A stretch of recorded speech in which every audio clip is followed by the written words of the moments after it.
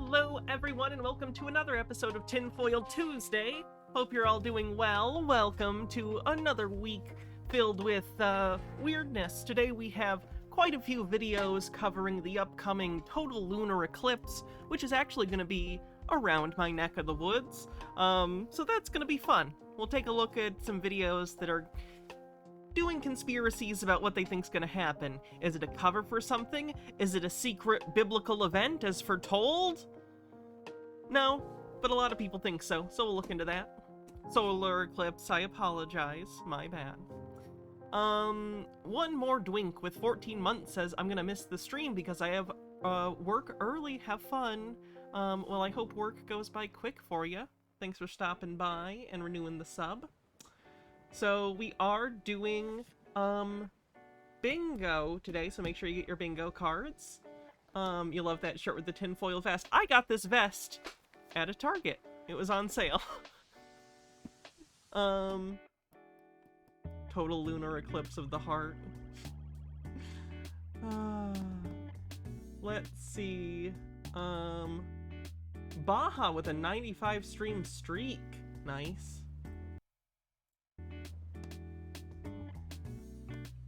And we're caught up. Cool beans. So let's get into it, shall we?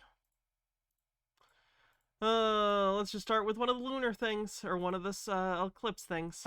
News coming out about this total eclipse arriving across North America on April 8th, 2024 is just getting weirder and weirder. Now, as I stated in my previous video covering this topic, total eclipses themselves are not so rare. They happen every 2 years at any one given spot.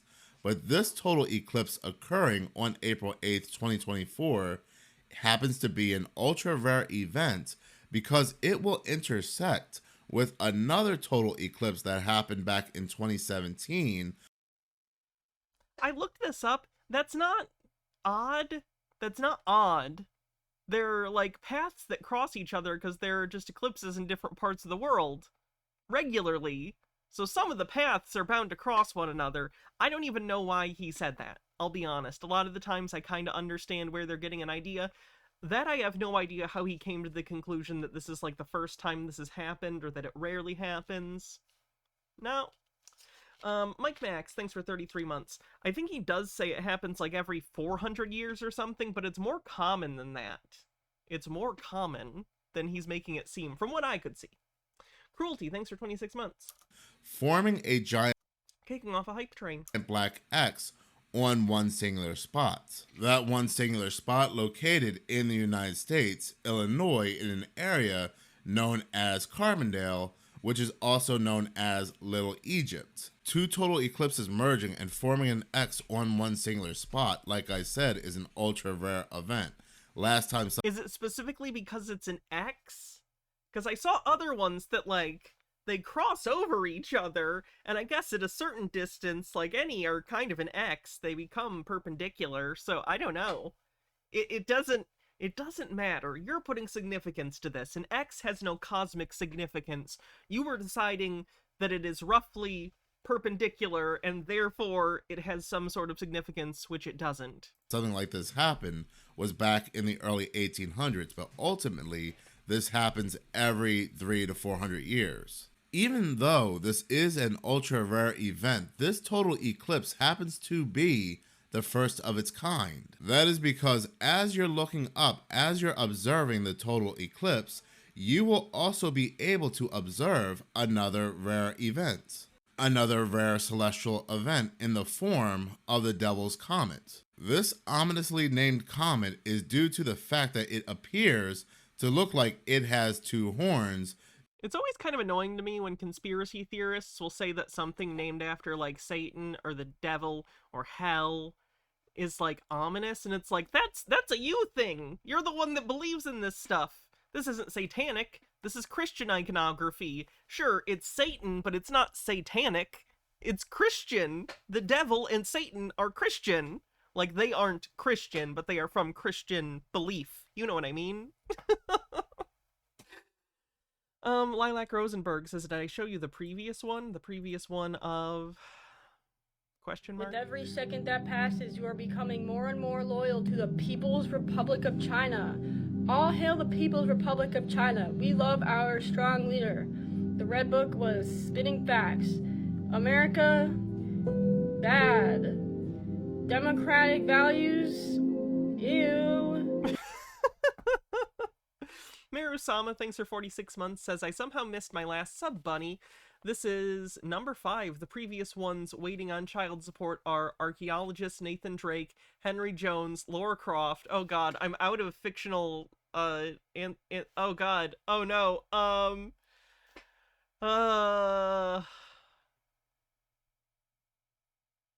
out of names for fictional archaeologists. Anyone? Anyone? No, let me think. We already did Nathan Drake. Bumble Homestead, thanks for 200 bits. I think I'm legitimately out. No, we did Henry Jones, right? What was Brendan Fraser's name in The Mummy? I know he's not an archaeologist in the first one, but he kind of is in the second one. Alan Quartermain? He's not that. He's Adventure Man. Bits for Train, also Dr. Allen. We'll go Dr. Allen from Jurassic Park, even though he's not an he's the other thing. He's the dinosaur one. Where's the video we were watching?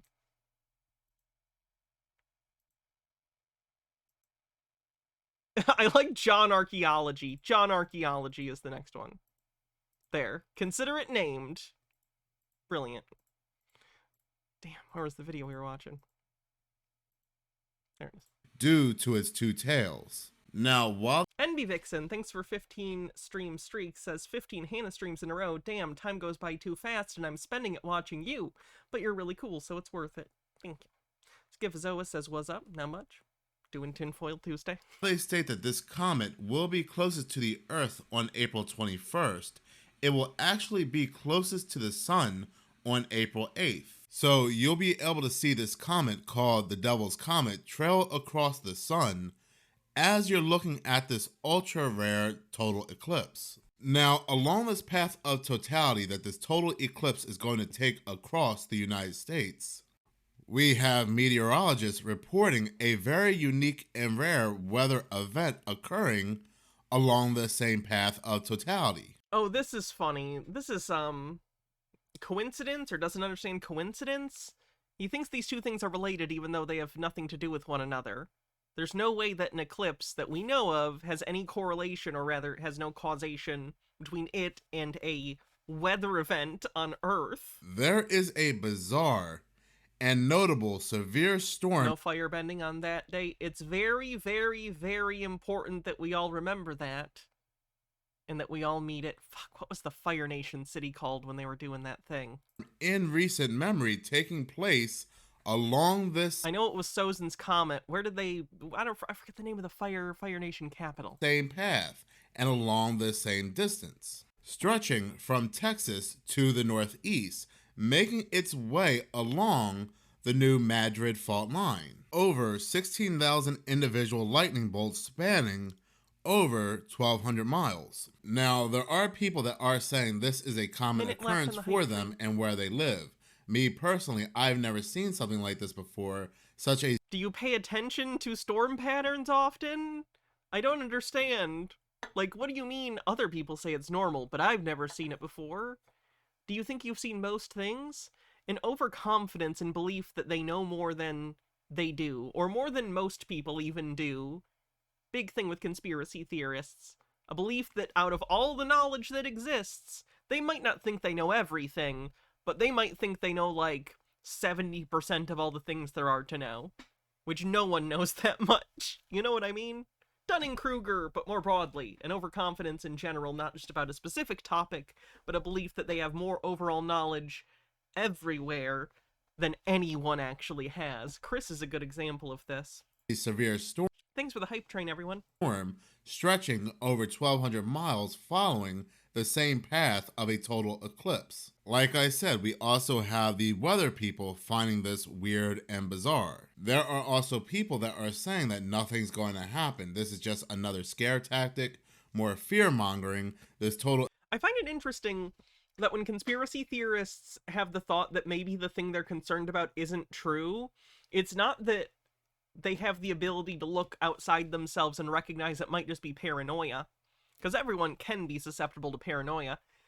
It's the fact that they seem to be incapable of that sort of self-reflection, so even when they take a step back and consider if they're wrong, it's not really them being wrong, it's them being fooled by yet another layer of conspiracy meant to fool them.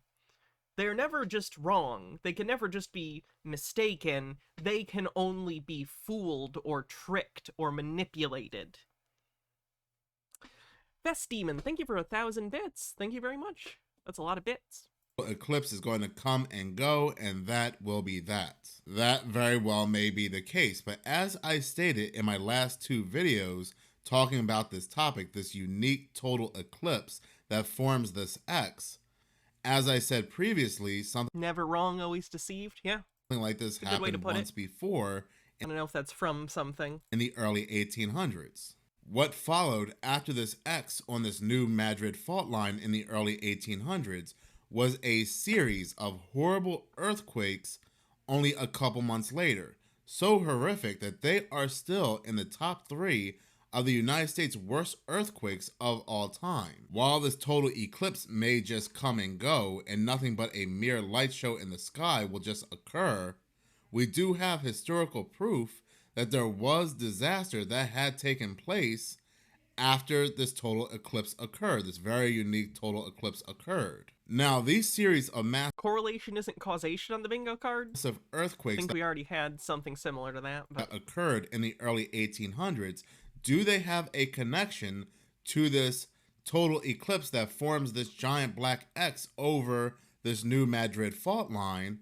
Or is it just one big coincidence? Now, I've covered massive earthquakes on this channel once before. I don't even know if I'd call it a coincidence. That's just an inevitability. On a long enough time scale, you're going to have paths that are perpendicular, and he seems to think that because that has personal symbolic significance to him, that symbolic significance must have material, worldly, cosmic significance.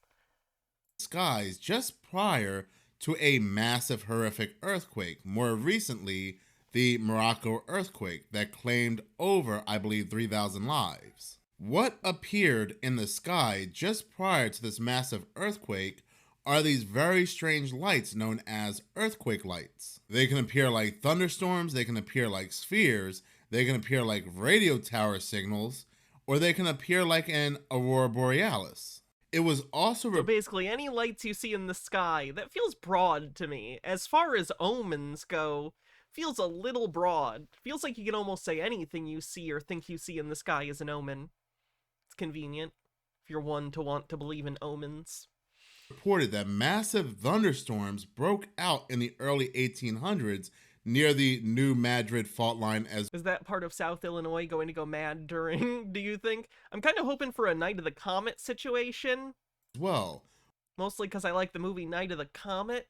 Weeks prior to these series of earthquakes breaking out. So much so that the president during that time raised alarms and had people find shelter. Then, like I said, these massive earthquakes broke out, which were about anywhere from a 7.0 to a 9.0.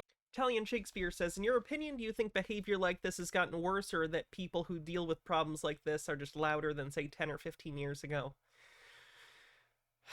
There's a study I've seen that I disagree with the methodology on, and I have no right to say that. I'm an asshole on the internet. But the one thing I've seen that's regularly, pointed to say that conspiracy rates have not gone up is this study, which I understand in theory, but in practice I think is faulty. They looked back through the history of letters to the editor that were published throughout the 20th century, and looked to see how often conspiratorial letters were published. And they decided that because the amount that they could find in the newspaper records were roughly the same, that meant that conspiratorial beliefs are relatively stable, which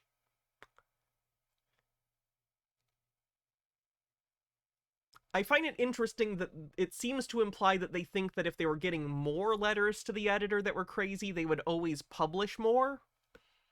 You know what I mean? Like, you might just have a cap if you're the editor of the newspaper of number of letters to the editor that are just cuckoo bananas that you're going to publish per paper. You know what I mean? After a certain point, it's just, you know, we're not going to have a whole paper full of this stuff. So I don't know. Personally, it seems like it's worse. I think it's exacerbated by social media and online echo chambers. It's cliche at this point. We all know this, that people live in their own little echo chambers where algorithms cater to their views and just repeat the things they already believe back at them to keep people engaged, or the opposite, feed them things they know they won't like to get you angry. Everyone knows this, but I think it's exacerbated it. I think it's allowed people with conspiratorial beliefs to create feedback loops with each other. In the past, they'd maybe have less access, sort of quarantined from one another. But now with the internet, they can seek each other out, feed off each other's beliefs, confirm each other's biases and beliefs. So I'd say it seems worse, but I couldn't quantify it. I don't know. Am I familiar with the Discordians? No, I am not. Moira Soma, thanks for gifting us up. Oh, so today, Gifting 2 subs, actually. as coincidence may have it, weeks prior to this very unique total eclipse, once again, we have a series of massive storms, massive lightning bolts, following the same path of totality, crossing over the New Madrid fault line. You have to understand just how devastating, just how destructive an earthquake like this would be in today's world. In the early 1800s, when the New Madrid earthquake struck, they were so powerful for a time, they changed the course of the Mississippi River. Jackson County, Missouri even talks about just how devastating an 1811-1812 earthquake would be today. It would leave large parts of St. Louis and Memphis, Tennessee uninhabitable. The St. Charles County, Missouri Division of Emergency Management puts the odds of another major New Madrid earthquake happening before 2040 at 25%. Now, while 25% is a good number, it puts us in good odds that a major earthquake will not strike the New Madrid fault line prior to 2040. Is still very risky given the fact of everything that took place in the early 1800s. Just mere months after this total eclipse, this X that formed in this location, we're talking. Oh, he thinks literally people should be concerned as though that, okay, yeah. Again, the mystical belief that the world is sort of governed by magic, that there are omens, that there are things that are not physically connected but spiritually or like metaphorically connected, but in a literal way that makes physical difference. Talking about a series. Very strange worldview. Not an uncommon worldview, I guess. It's just interesting. Quakes. Something that would be pretty much world-ending for this location in today's world. Now, in my last total eclipse video, I had someone in the comment section of that video. Amber Pretzel says, late, but I counter his tinfoil of storms over the eclipse line with Tornado Alley as literally shifting east. I would know. Look at the tornado that Candle Factory in Kentucky was hit by 2 years. He would say to me, where there's candles everywhere. Why don't I talk about the... If any factory is going to get hit, a candle factory is probably not bad. That's a product that's hard to break. I guess if it's already in glass, but just the wax parts. Just remelt it. Left and tabs. Maybe I have low standards for candles, though. Moira Soma, thanks for gifting a sub. Why don't I talk about the 2023 total eclipse when I'm talking about the 2017 and 2024 eclipse? And it is a good and valid point. I should have brought it up. I should have mentioned the 2023 total eclipse. The only reason that I did not is that it didn't really connect to the 1800s total eclipse, the Black X, and the Black X between 2017 and That's interesting that he's basically just admitting, without realizing it, I guess, that he's cherry-picking his information. He's saying, this didn't fit my data set, so fuck it. Kind of seems important. The things that are outliers to what you're trying to see if there's a fit, that's important, because that's showing you that your hypothesis might not be correct. But to him, it's just, oh, it just didn't fit into what I was trying to say, so that's why I didn't include it, obviously. Whew. Overthought says, for more rational explanation, perhaps there are gravitational effects that come through a bit more if the path follows a fault line. Likely not, but just a thought. Yeah, but, like, at least that's a physical explanation. It's just a thing you're saying, with no basis. But at least it's a physical thing, but he's not even saying that. So, I don't think that's what's on his mind. In 2024. Now, what's very bizarre is that we don't really hear much about this 2023 total eclipse. We only hear in the news and media about the 2017 total eclipse and the 2024 total eclipse, forming that black X that happens every so many 300 to 400 years. But wait a minute. What you're not being told is that there's actually going to be two black X's across North America, across the United States, in mere minutes of this April 8th, 2024 total eclipse, something that has never happened in history. Two total eclipses crossing paths over one singular location, like I said, is an event that occurs every 300 to 400 years. But now we're going to have two black X's crossing over a singular location, one located in Texas and one located in Illinois. Those aren't all total eclipses, though. I mean, I guess it doesn't matter. It doesn't matter if they are total eclipses, but, like, you're not even being consistent. Just mere minutes from each other. When you look at all three total eclipses as a whole, what it forms is an aleph and a tav. A tav is a cross, the last letter of both the Is he gonna say it looks like a Freemason compass? ancient Hebrew and Egyptian alphabets. The aleph is an A, the source of our modern letter. They are the first and the last letters, the alpha and the omega, essentially. The April 8th, 2024 eclipse creates all three letters within minutes. Wouldn't alpha and omega be alpha and omega? By crossing the lines created by the first two eclipses from the south to the north. Now, you can Google Total Eclipse 2024 X. 99% of the news articles and images are going to show you 2017 and 2024. But oddly, 99% of these news articles and media omit 2023.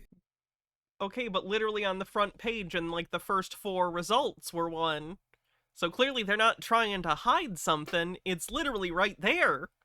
I'd argue it's the best looking of these graphics too.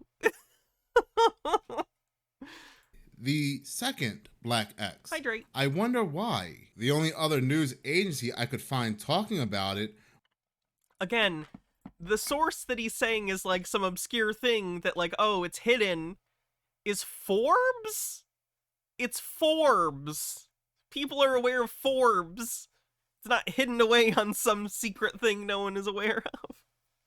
What are you talking about? Without having to do some deep diving research, was Forbes. Very bizarre is the Again, fact. Fucking deep dive. Forbes is one of the most well-known like publications like of like in terms of stuff that used to be magazines. It's mostly websites now, I would imagine, but like, you know, when you picture like magazine type stuff, Forbes.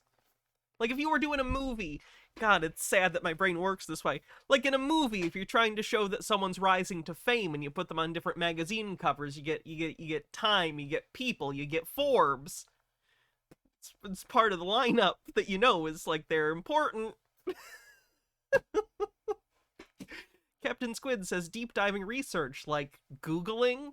Yeah, that's my research, said by a non-researcher on the bingo card.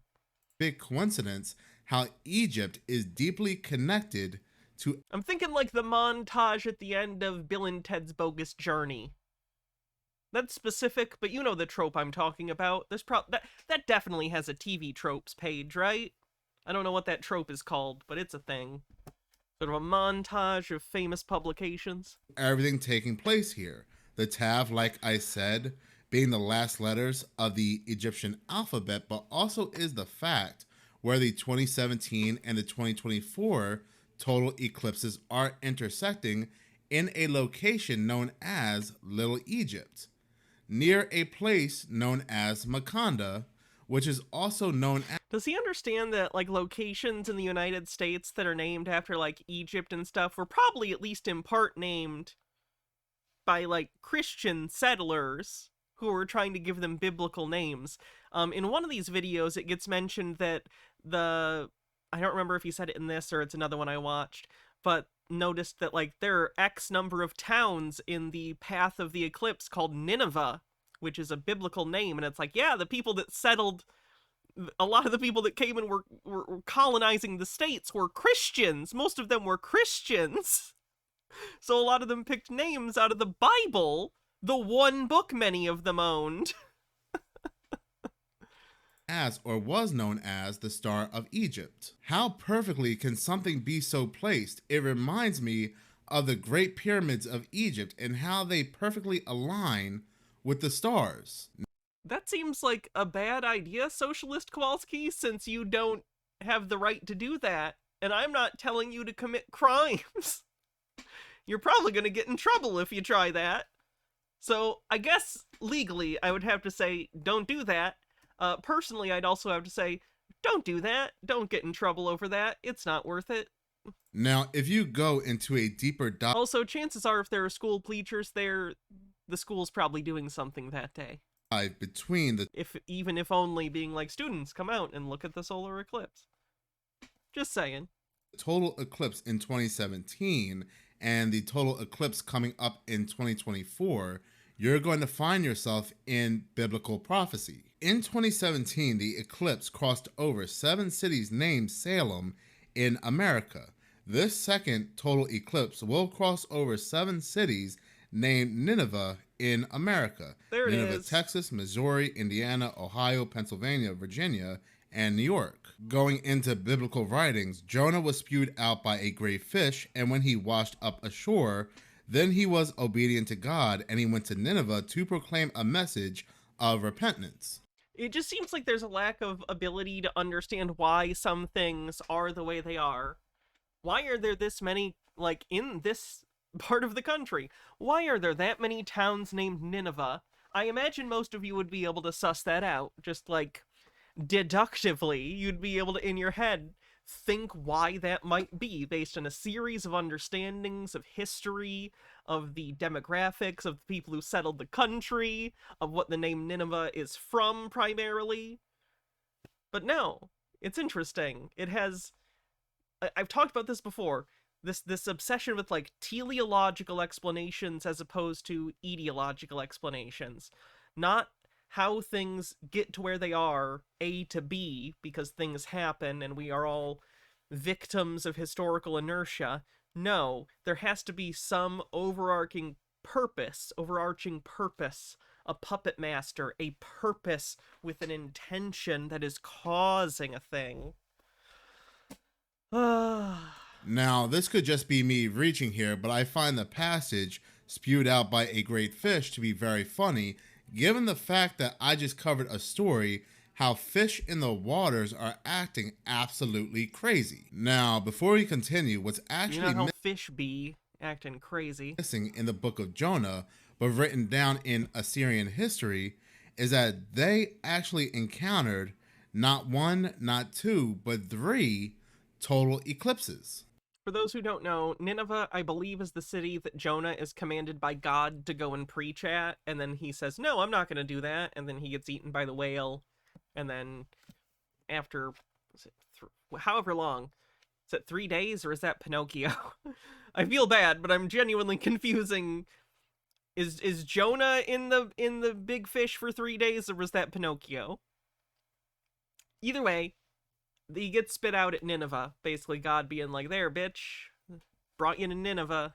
According to actual Assyrian writings, the Ninevites would actually see the solar eclipse as a precursor to God's judgment. Following these total... I mean, sure, that's ancient wisdom on the bingo card.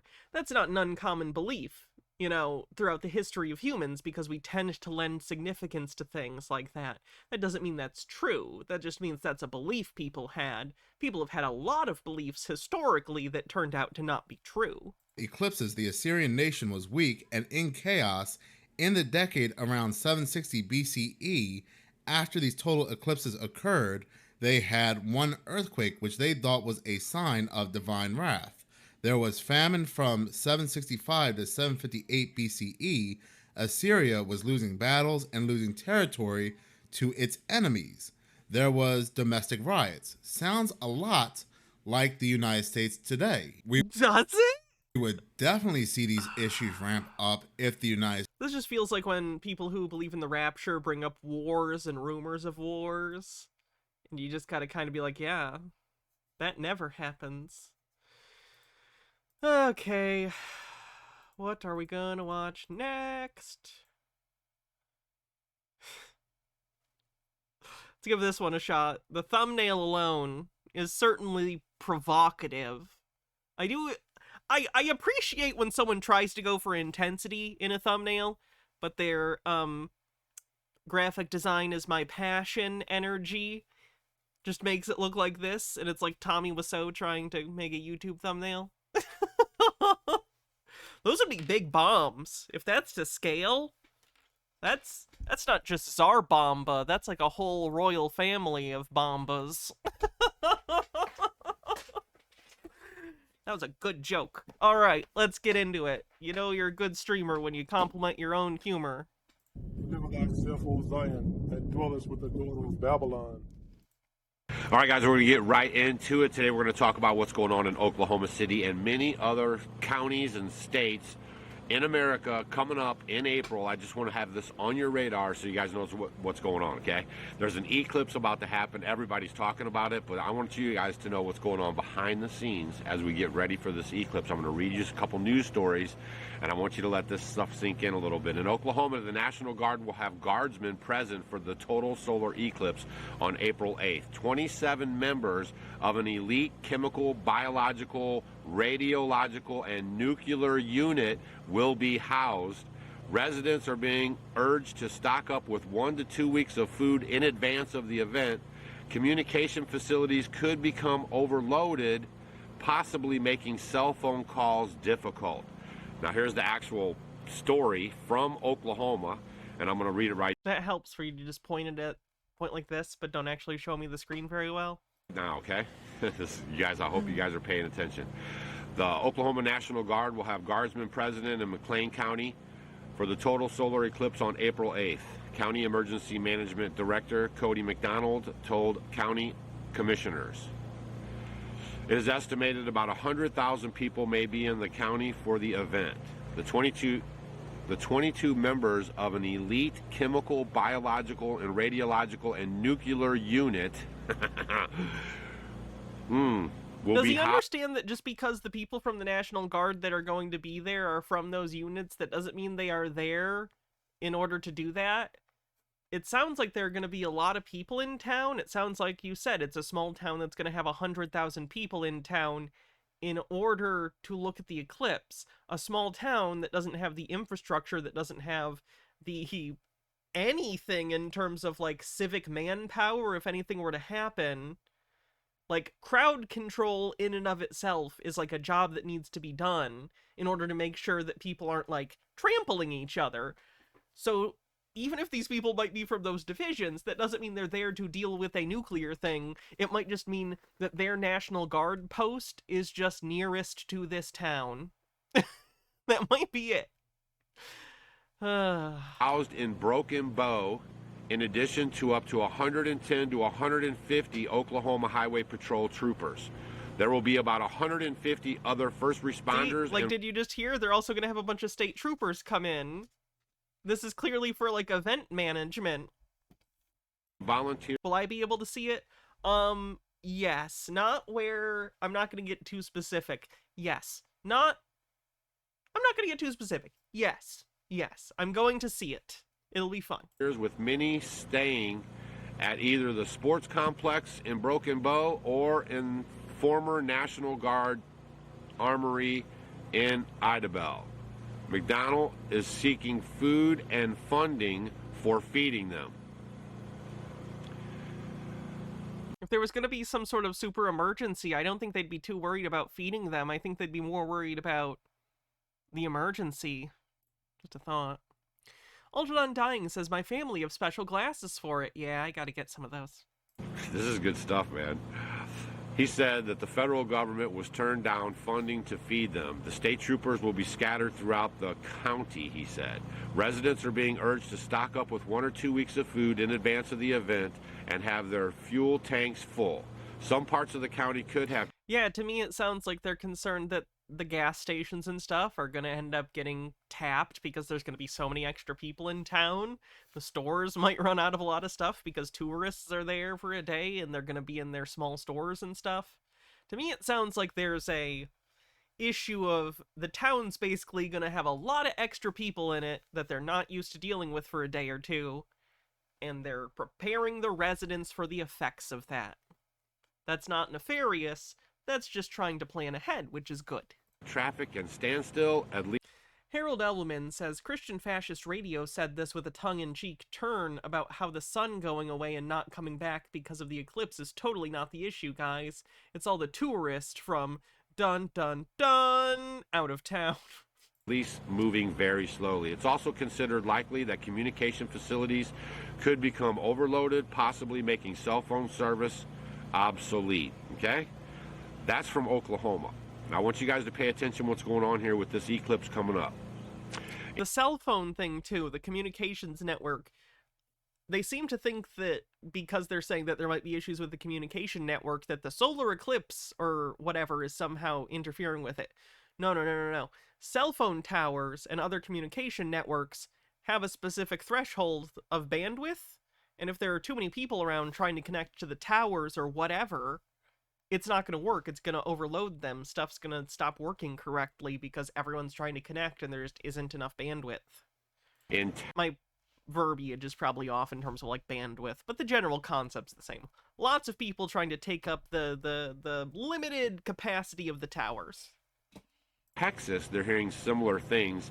Texas County, I have another story out of Texas County, declares state of emergency ahead of the total solar eclipse. They've already declared it a state of emergency. In Belton, Texas, a judge in Texas County has ordered emergency measures in an effort to handle the hordes of total eclipse viewers who will descend on the state in April. The Bell County Judge David Blackburn issued a local disaster declaration on Wednesday after officials decided that they had to take extraordinary measures to keep residents and visitors safe. What have we learned about keeping people safe? Bell County and much of central Texas are predicted to have some of the best views of the celestial... I like that he said that as like a gotcha, when in reality what we learned about trying to keep people safe is that there's like half of the country that just won't do it if it inconveniences them even a little bit. That's what we learned. Not any of the things you just laughed at. We learned that people like you won't do anything to help other people. Fun. Real event on April 8th. Judge Blackburn said officials are expecting Bell County's population of 400,000 to double, if not triple, in the days leading up to the eclipse. He fears that it could put a serious strain on the county's infrastructure. Now, I'm reading a lot of stories out there about this eclipse coming up. All right, I don't know if you guys are paying attention to it. Here are some of the cities that this eclipse is supposed to hit. They're kind of outlining. I saw this the last time there was an eclipse too, which again was back in 2017 or whatever. At least one that was in an area that like American conspiracy theorists gave a shit about. They will look at towns that are in the area of totality, of total eclipse, and they'll just be like, look at these ones that are suspicious. Like, there are a lot of towns in America, and if you draw an arbitrary line down America, you're gonna probably find towns that have names that you can arbitrarily look at and say are suspicious. You are drawing connections. They aren't magical or significant. You could draw a line anywhere and find things that you find significant. Fennikagami says, if too many people make calls at the same time, the tower shuts down for a time and no one can make calls. Well, that's a bummer. These cities where these are going to hit, right? Nineveh, New York, Nineveh, Ohio, Nineveh, Texas, Nineveh, Virginia, Nineveh, Pennsylvania, Nineveh, Nova Scotia, and Nineveh, Indiana. And it, do you guys know about Nineveh in the Bible? Is that... I need to be clear for a bingo space. Cottonmouth, are you a conspiracy theorist or just a chud? It will help for bingo. Let me know. What are your thoughts on vaccinations? I mean, is this all coincidence? Anonymous, thanks for gifting a sub to the visitor in chat. Seriously, is this all one big coincidence? April 7th is Easter. Easter is the pagans. I don't know did you guys ever do any homework about Easter? Do you know where? Did you know that a lot of things that are celebrations that are celebrated by Christians and secular people have roots in older traditions that might have roots in what you would call paganism, but aren't that, because a celebration is whatever you consider it, because it's literally a social construct? That's a thing to consider. Where dying eggs come from. The pagans would take blood and they would smear them on the eggs because the eggs represent fertility. Can you even imagine that you've been sold pagan ways into your Christian beliefs? What if I just like boiled eggs? Have. What if I just like boiled eggs and painting is fun? And we found out a long time ago and we dropped all of it. I just implore you to do your own homework and look this stuff up, okay? Everything has been co-opted out. The enemy is here to steal, kill, and destroy, okay? And it's happening right in front of your face. The enemy is ever present and incredibly strong. I just think this is totally interesting, and I want you guys to be aware of what's going to be happening. I remember the last solar eclipse we had, YouTube was just starting out, kind of. I remember it was a big deal on YouTube. Casey Neistat went somewhere to view it, even in the Midwest or something. I do not remember biological scientists and radioactive scientists and all this hype over this stuff, right? I don't remember National Guard is being deployed. I don't remember any of that stuff happening on any other eclipses, all right? Only reason why I produced these videos. Maybe you just didn't notice it, or maybe it was an issue with crowd control prior times, so now they're being proactive about it, because people tend to be reactive, so maybe it was a disaster, and now they're like, we should prepare for it this time. For sure, is to help you guys see that there's a lot of stuff going on behind the scenes while we're out here toiling and kind of doing our thing. Right, and I could list a bazillion other things. I have some videos coming up on a few things that they snuck into the bill that they just passed, the funding bill, and your head's going to explode. And this is what I'm trying to explain to you guys, that they are putting in all these systems and you know... Thank you for gifting a sub to Akintar. ...abilities while we're not paying attention and while we're being distracted all the time, okay? Whew... Nineveh. You guys are paying attention to this stuff? Nineveh. I mean, it's kind of hardcore in your face, isn't it? And have you guys seen Hundreds of years ago, the founders of that town clearly named it after a famous biblical city, just for this eclipse. Let me see if I can pull up real quick before you go. Give me 1 second. I'm going to try to pull up. Wait, what did the person say? I don't do tyranny. Is that close enough? I'm trying to think. Is that close enough? It's definitely chud. Cottonmouth, is there anything that you believe that other people call you a conspiracy theorist for? And if so, what is that belief? You don't have to self-identify with that. You just need to tell me if people call you a conspiracy theorist. That'll help me out. A picture of how this eclipse is going to be visible. They call them the Aleph Tav eclipses, and all the eclipses are going to be happening over the fault lines. What I'm going to do is bring awareness to you guys. I just want you guys, it's March, and this is going to happen in April. Make sure you have your preps up. They could use this event to black us out, internet, cell phone. They wouldn't, that doesn't make any sense, because an eclipse has nothing to do with the communication systems, so there would be no justification. That doesn't make any sense. Anything, and then slow roll in their system after that. Who knows what? But I just found it very interesting about all the movement with the troops Trying to figure out if Cottonmouth is like trolling as a chud because the things are like very on the nose. Like the sentence libs love to censor, Stalin would be proud is like a meme one of you would make as a joke and then deep fry. I'm trying to figure it out. Libs love to censor, Stalin would be proud. Stalin, famous liberal. Joseph Stalin.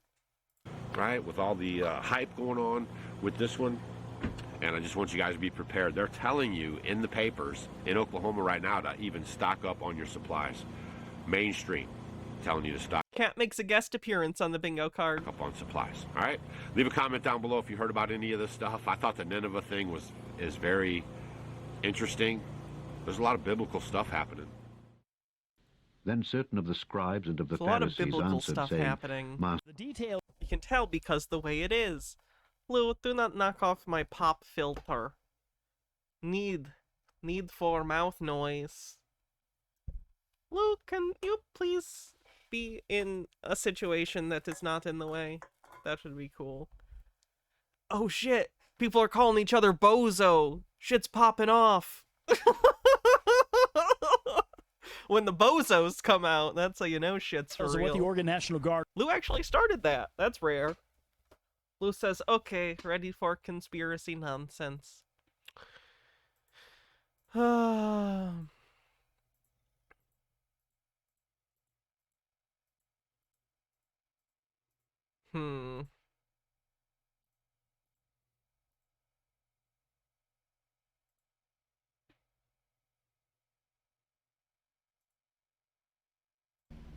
What's up, guys? I'm back.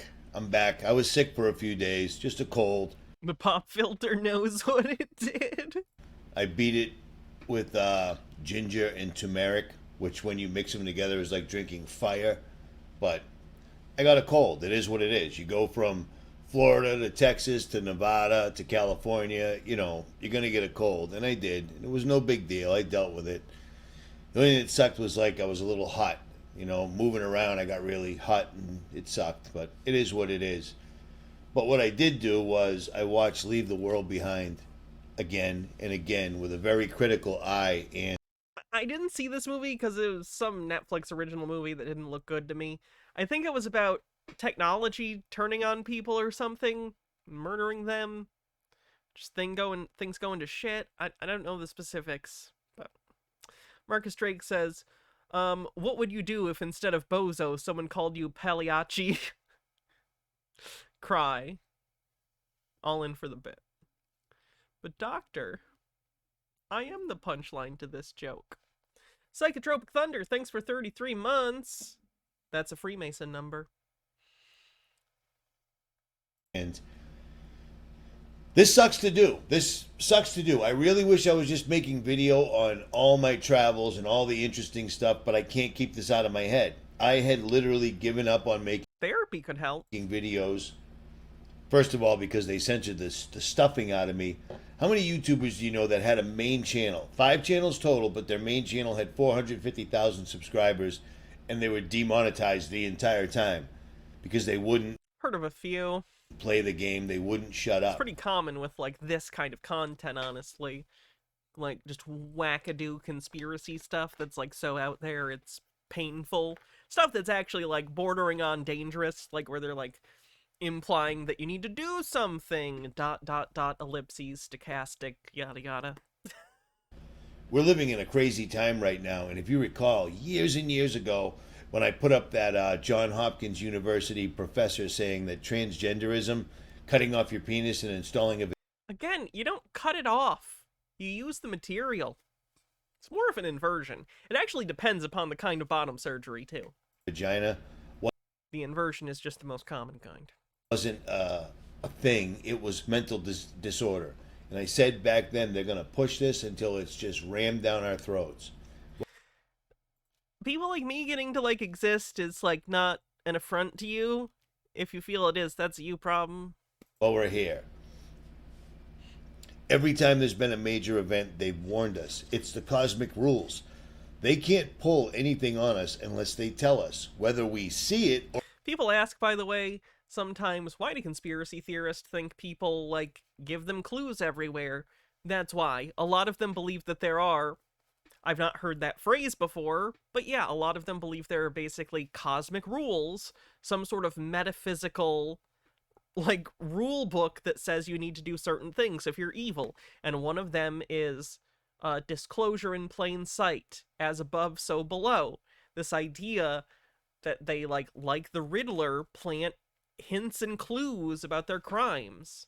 Like, it's a fundamental fact of reality to many of them. It's not true, of course, but to them, it is a metaphysical reality that they believe wholeheartedly. It's a part of their, like, worldview, fundamentally.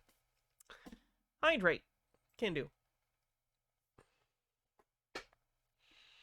Procagum says, excuse me, Hannah, what the heck is that video preview to the right of the current video? The title is Obama is behind Biden and there won't be another selection civil war, hashtag the great hack. Oh no. You mean the you mean the caption? Oh. The picture says Dutch manufacturer who creates... Yeah, I don't want to read that. I don't want to read that. Or accept it are two largely different things. So let's get into this. I just posted this on Jailbreak. Let's do this. After 5 years, I actually caught a cold, Better. so it slowed me down a bit. But for the next month, make sure you carry earplugs, fire, water filtration, a blanket of some sort, some type of food, protein bars, self-defense, whatever you've got, a plan to regroup with family, etc. if there are no phones, etc. Feel free to add in the comment section. And one of the biggest questions I got was, one of my biggest comments I got was, why the earplugs? Well, because of this, okay? When they posted this freaked me out. I've been watching the sky since I was a little kid, you know what I mean? No big deal. I've been watching the sky since I was 9. Never. Again, the inability to think laterally. They are only able to think with this tunnel vision. They think eclipses have this special significance, therefore they think that this sign about make sure you're scheduling errands and appointments early, have communication plans with your family, have cash on hand instead of in case of limited internet access, buy groceries and gas.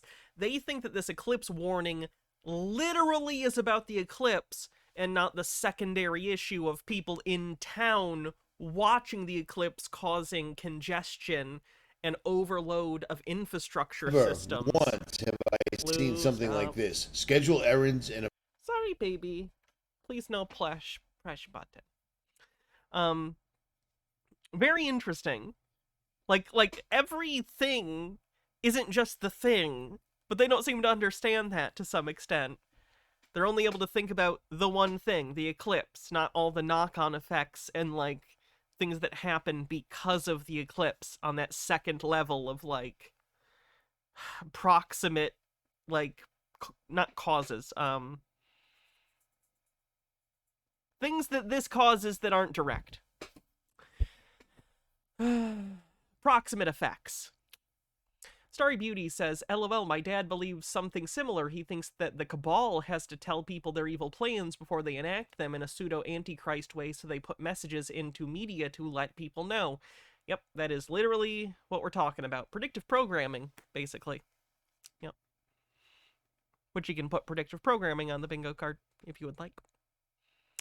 Gitara says, I wonder what we're supposed to do in Michigan, considering that we're not in the eclipse path. Are we and other states exempt from the conspiracy? I guess so. I guess so. Appointments early. Have communications planned with family and friends. Have cash on hand. When in the world ever does the system, especially in the last 5 years, tell you to have cash? They've done everything during disasters? Have you not seen that before? In their power to make sure you don't use cash anymore. I find that interesting. That's a weird conspiratorial trope as well. Ooh, website idea, like TV tropes, but tinfoil tropes.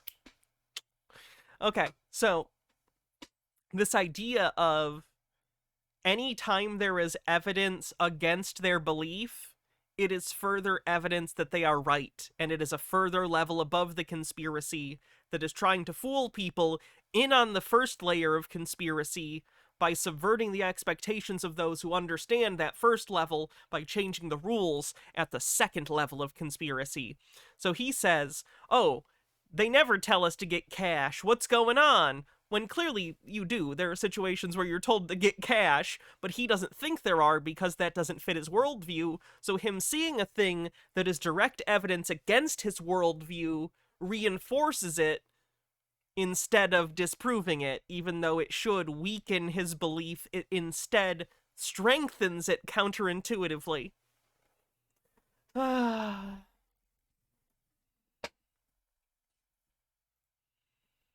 Because they want to go to the social credit system after. It's kind of like the idea of when you break a bone and it grows back stronger or thicker. I don't know if that's true or just an old wives' tale, but it's that same concept. Evidence comes in and kind of cracks at that belief, but instead of weakening it, it just serves to reinforce it, so it's further immune from future evidence against itself. It almost immunizes itself against criticism. After they wipe out a bunch of us, and when I say after they wipe out a bunch of us, it's after they convince us to wipe out a bunch of us, and they convince us versus them, us the in-group versus the other. So much fear of the other. It's a shame. Telling you, if you don't hear it, I don't know what to say, but they've told you. This movie, Leave the World Behind, was brought to you by Barack and Michelle Michael Obama. Transphobia / transvestigation on the bingo card. When in the world ever has a ex-president made a movie like this that literally outlines the exact method and implementation?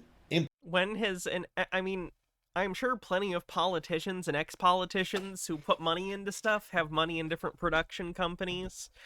Obama, in particular, being a producer on something makes sense. He's always had a pretty good relationship with, like, the industry in terms of being on, like, talk shows and movies and documentaries and stuff.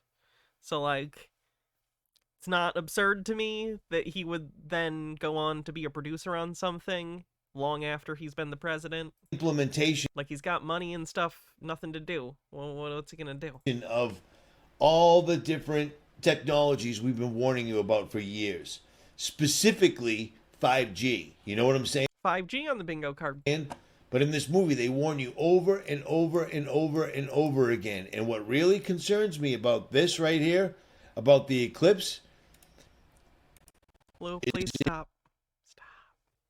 If you watch the beginning of Leave the World Behind, all they're doing is focusing on the sun being... Oh, Obama on the bingo card, of course. ...eclipsed. Everywhere. It's 5 times. The sun is eclipsed by the city skyline. The sun is eclipsed by the city skyline right here. This is just the very beginning of the movie. The sun is eclipsed by the building. You see? That's tenuous. So the sun is occluded in these shots, therefore it's pointing to a solar eclipse? What about all the times in movies where the sun is covered at some point or another and it has nothing to do with solar eclipses? I mean, this movie has nothing to do with solar eclipses. You're the one bringing that connection. Why in the world? See what's going on here? Yeah, this one's taking a while. All right, stand by. At any rate, the very, very beginning of the movie, I made notes. They literally Leave the World Behind, very beginning, focuses on the sun eclipsing over and over and over and over again. That's not what that word means. People don't usually call something being in front of the sun something eclipsing it. Like, in a literal sense, you could call it that, but that's not usually the verbiage people use. People don't usually use that word in that way. Yes, popular media is evil on the bingo card.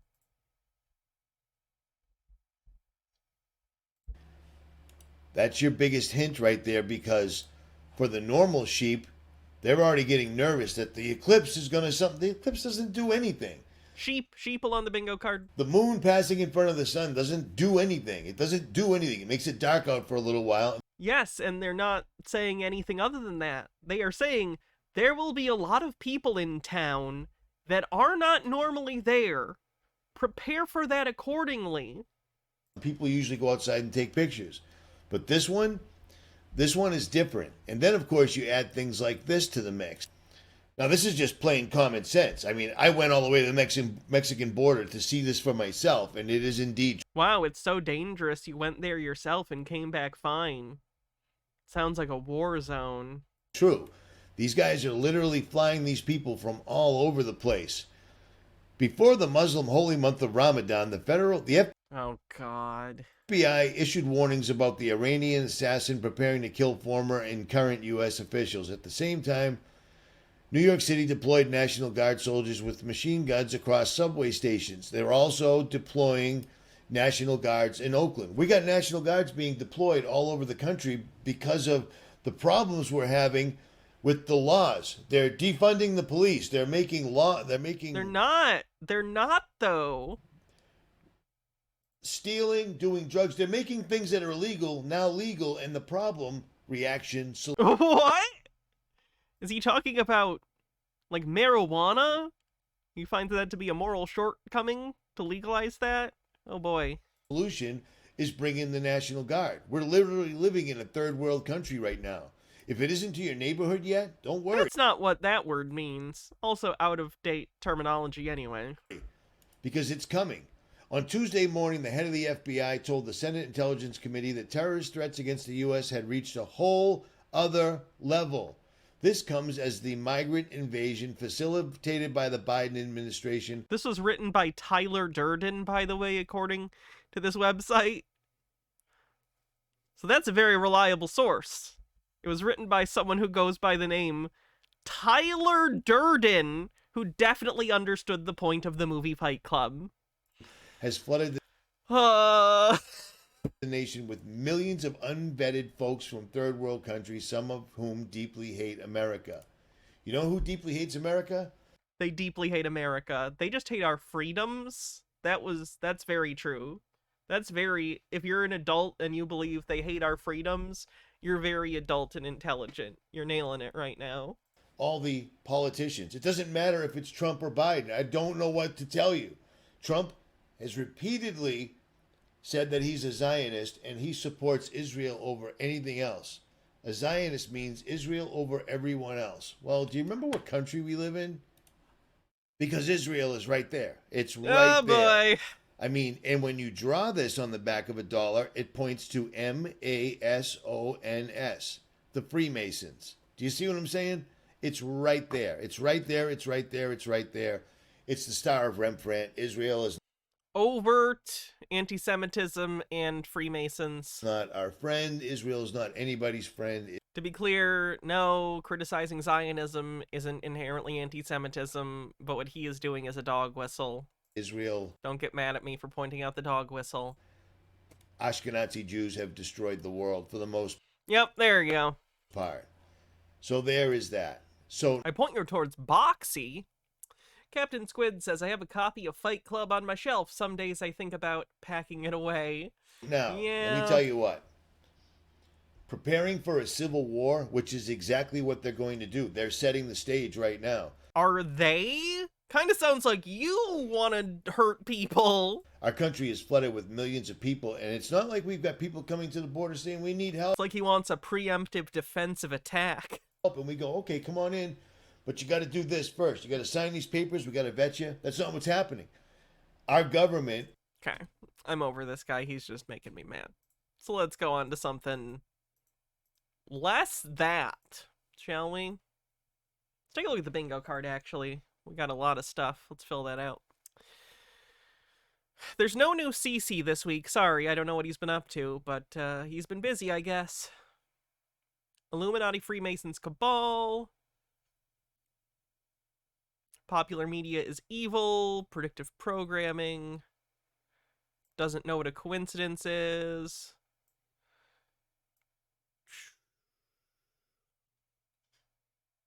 Hello, FBI, is this a threat?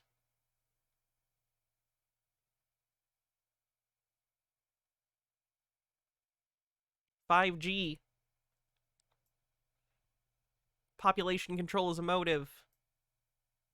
Oh, no, sorry. That's different now. Not population control. Undo that one. Transphobia, transvestigation. Overt anti-Semitism. Really wants a civil war. Clintons, Bidens, Obamas. Satanic.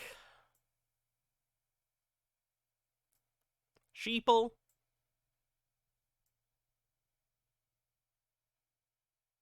I never got a clear answer on the conspiracy theorist or chud in chat, so I'm thinking they were just a chud. I could be wrong. Correlation isn't causation. My research said by a non-researcher.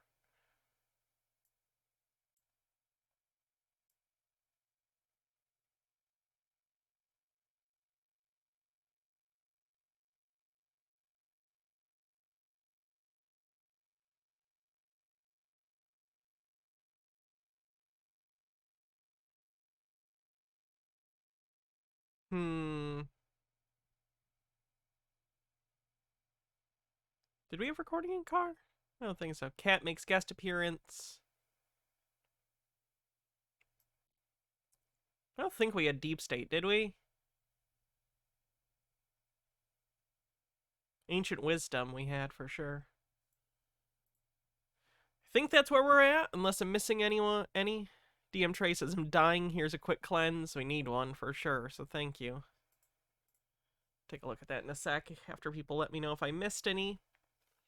Socialist Kowalski says, oh, I wanted CC so bad. Oh, bye, Lou.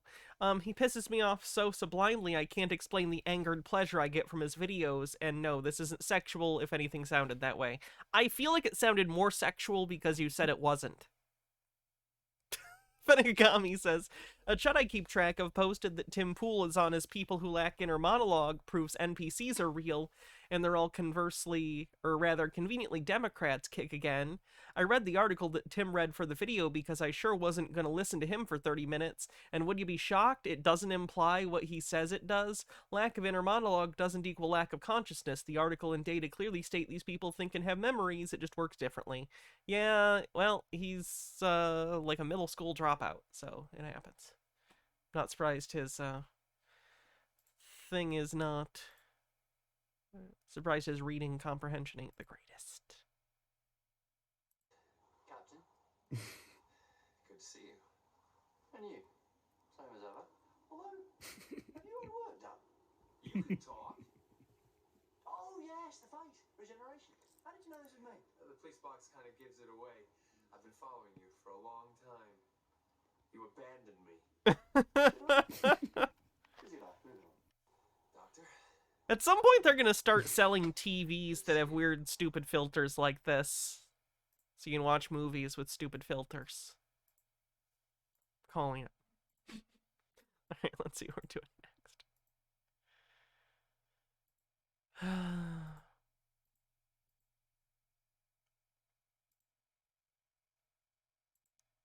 What did I want to watch next?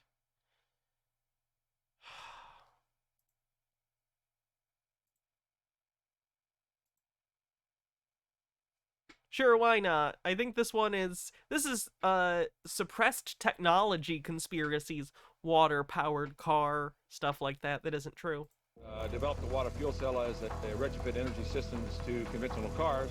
The Avro car symbolizes the culmination of the second stage. Throughout history, the path of technological and scientific progress has been marked not only by the inventions that have shaped our world, but also by those that, for various reasons, were pushed into the shadows, never reaching their full potential.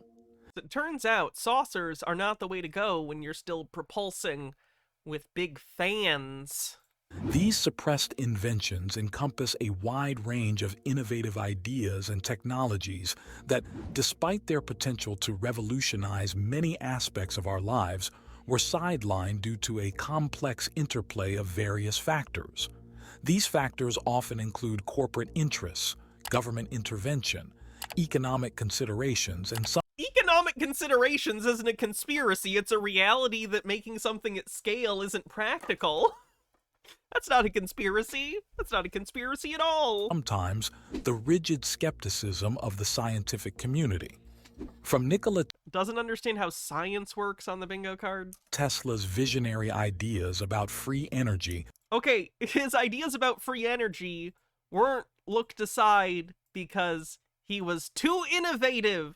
It was because that was wrong. He got fucked over by Edison. I get it. But that doesn't mean everything he ever said or believed was right. A lot of what he believed was wrong. That's fine. To the mysterious circumstances surrounding the demise of Stanley Meyer's water-powered car, we combined a list of 10 suppressed inventions that had the potential to completely change the world we live in. Number 1. The Ogle carburetor. In the archives of automotive history, few stories are as intriguing and controversial as that of the Ogle carburetor. Invented in the 1970s by Tom Ogle, a self-taught mechanic from El Paso, Texas, this device promised a revolution in fuel efficiency. And it's running too lean, so it just spits it back out of the carburetor. Claiming to enable a car to travel over 100 miles on a single gallon of gasoline. No, that's not a thing that's possible. So this sounds like a scam. The invention came at a time when the world was grappling with the oil crisis, making Ogle's innovation not just a technological marvel, but a beacon of hope for a fuel-efficient future. Tom Ogle's journey into the world of innovation was as unconventional as his background. Without formal training in mechanical engineering, Ogle managed to devise a carburetor system that challenged the status quo of automotive technology. This isn't like, I understand how something like this might come across as like a classist thing, but it's not. It's just not likely that someone who doesn't have formal training is going to invent something that defies all laws of physics that we are aware of in terms of energy density. Like, there just is not enough energy in the gasoline to do that. The Ogle carburetor's principle was relatively straightforward yet revolutionary. Traditional carburetors mixed air and fuel before feeding it into the engine for combustion. I would agree. Uses AI. This voice sounds like an AI voice. Ogle's system, however, eliminated the carburetor and fuel pump, replacing them with a black box that vaporized the fuel before it entered the engine. This vaporized... It was just a black box that vaguely did that? Was there any more information? Fuel system allowed for How did it vaporize it? Why does that do something? Explain. More efficient combustion, significantly reducing the amount of fuel needed to power the engine. Ogle claimed that his system could maintain a car's performance and power while drastically cutting down on fuel consumption. The implications were enormous. Not only would it save consumers money, but it would also reduce dependence on oil and lower automotive emissions. This is the thing that it never makes sense to me about conspiracies. It acts as though there is always a monolithic other, right? The other is not plural. It's not the others, it's the other, right? So, in reality, you have a lot of entities, private and public, that are all in competition with each other, in conflict with each other. They're all self-interested in ways that might oppose others. So even if one entity felt that it was within their interests to get rid of something like this if it existed, there would be 10,000 other entities that would find that it would be in their best interests to get this to work, right? Someone would have figured it out. Like, I'm not saying it's inevitable for every technology to be found. I'm saying if it was something that simple, it would have been figured out by this point, and certainly by now. You know what I mean? Because especially if it is known, like, there is this guy who secretly figured out how to vaporize the thing. If that were true and valid, other car companies would have done that and taken over the market. Like, I'm not saying that I'm some Adam Smith invisible hand person, but I just find it unlikely that if that were true and that information were out there, there wouldn't be incentive for people to go after that. Ogle's invention quickly caught the public's attention. In 1977, he demonstrated his modified... Even like an army. Imagine an army whose vehicles used engines that required, you know, 1/10 of the fuel of their enemy or something. Like, that in and of itself, even outside of commercial applications, would be so beneficial. Right, yes! DM Trey, you and I had the same thought at the same time. You probably had it first, because you had to type, and I just had to say it out loud. 1970 Ford Galaxy, which reportedly achieved extraordinary fuel efficiency. Look at that car running. That'll prove it. The story was picked up by various media outlets, propelling Ogle to instant fame. He received patents for his invention and was courted by investors and major companies, intrigued by the potential of his fuel-saving system. Automotive experts were puzzled about how the Ogle carburetor could achieve such high efficiency without significant modifications to the engine itself. Was the efficiency ever demonstrated in a way that was verified? Or are you just taking his word for it, and these videos aren't demonstrating anything measurable to me or anyone else? Fenakagami says, when I see conspiracy theories like this, I'm reminded of myself as a teenager fantasizing about how I'd invent the world's fastest cars and jets, and that we have an infinite fuel by combining nuclear fission and nuclear fusion. It's belief that only comes from the ignorance mixed with surface-level understanding of science. Yeah, it's cartoon logic. Despite the skepticism, Ogle continued to promote his invention, turning down substantial offers to buy his patents. He was determined to see his system implemented on a large scale. But his dream... Well, that doesn't make any sense, because if you licensed it to people, you would be able to do that.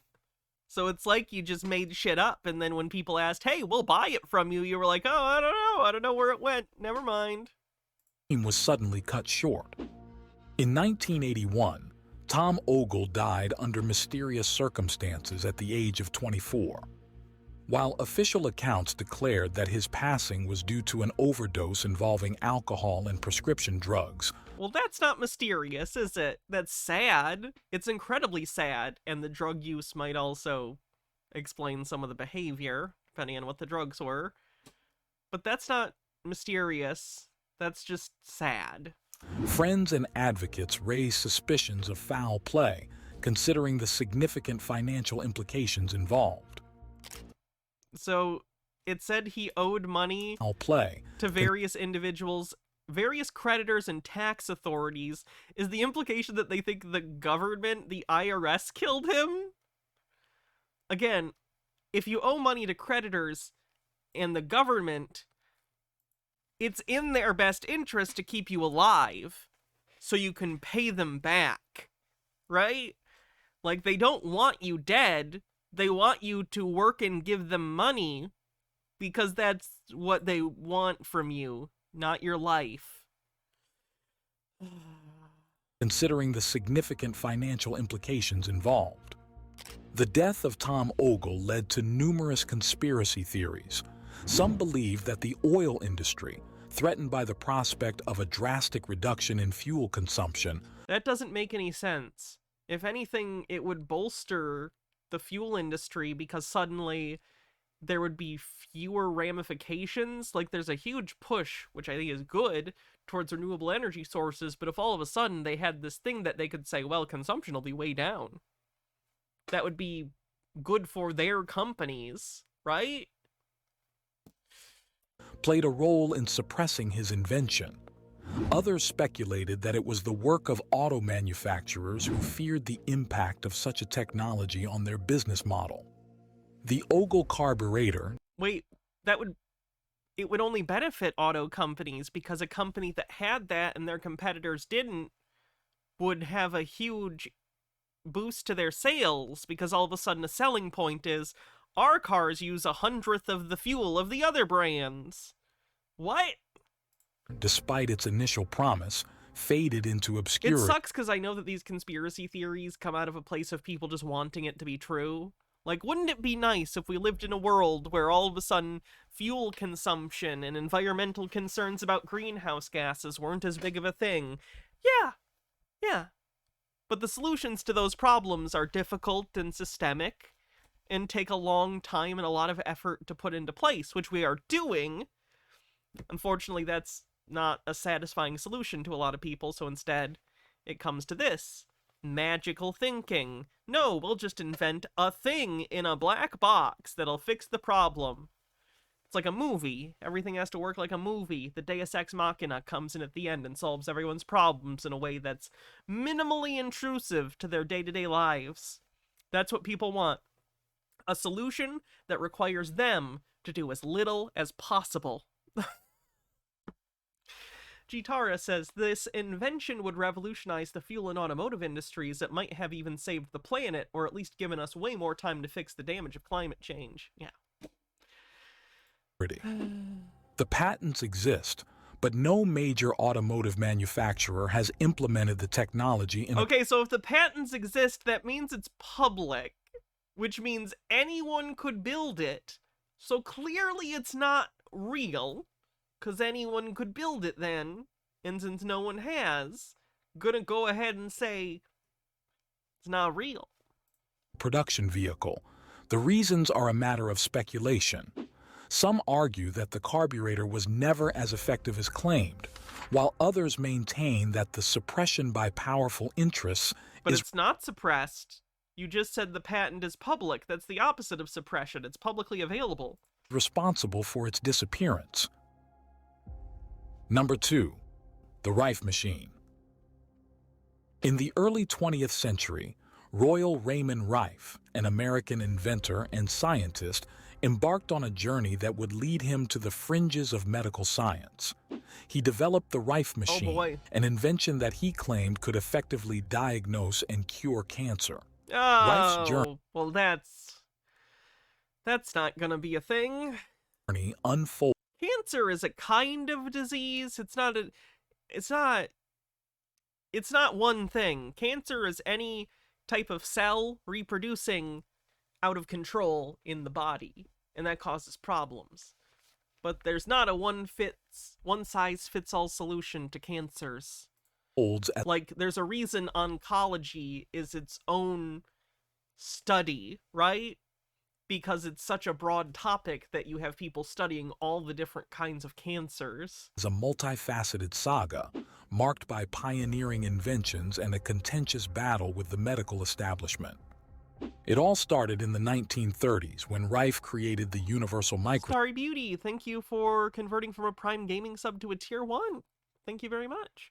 Helps me towards my Partner Plus goal. Much appreciated. Which was a masterpiece of optical engineering. It boasted magnifications reportedly over 60,000 times, surpassing the capabilities of standard microscopes of the time. This allowed Rife to observe living viruses in their active state, a feat that was not possible with the electron microscopes of his era. What does it have to do with cancer? As they required samples to be dead and stained. Rife claimed that his microscope used a complex system of prisms and rotating lenses to bend light in new ways, illuminating the tiny viruses. Parallel to his work on the microscope, Rife developed... What's Partner Plus? If I have 350 active subs that are not gift subs, but people actually getting at least a Tier 1 sub and not a Prime, then I get 70% instead of 50%. The Rife machine, an invention that could cure all kinds of viruses and bacteria, together with cancer cells. The machine was based on the principle that... Yeah, I'm confused why he keeps saying viruses. Every organism has its own unique electromagnetic frequency.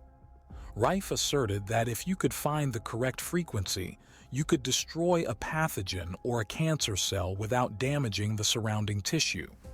He conducted several experiments, reportedly curing cancer in lab animals and later reportedly in human patients. Rife's claims were extraordinary. What's the evidence? He asserted that his technology had a 100% success rate in treating cancer. He asserted! In 1934, he even held a clinic which he claimed resulted in the successful treatment of 16 cancer patients.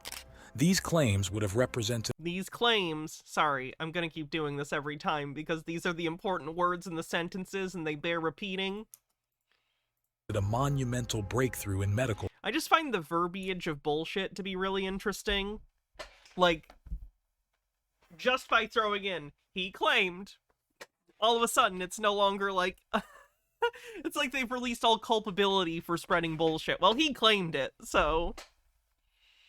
Science, potentially saving millions of lives.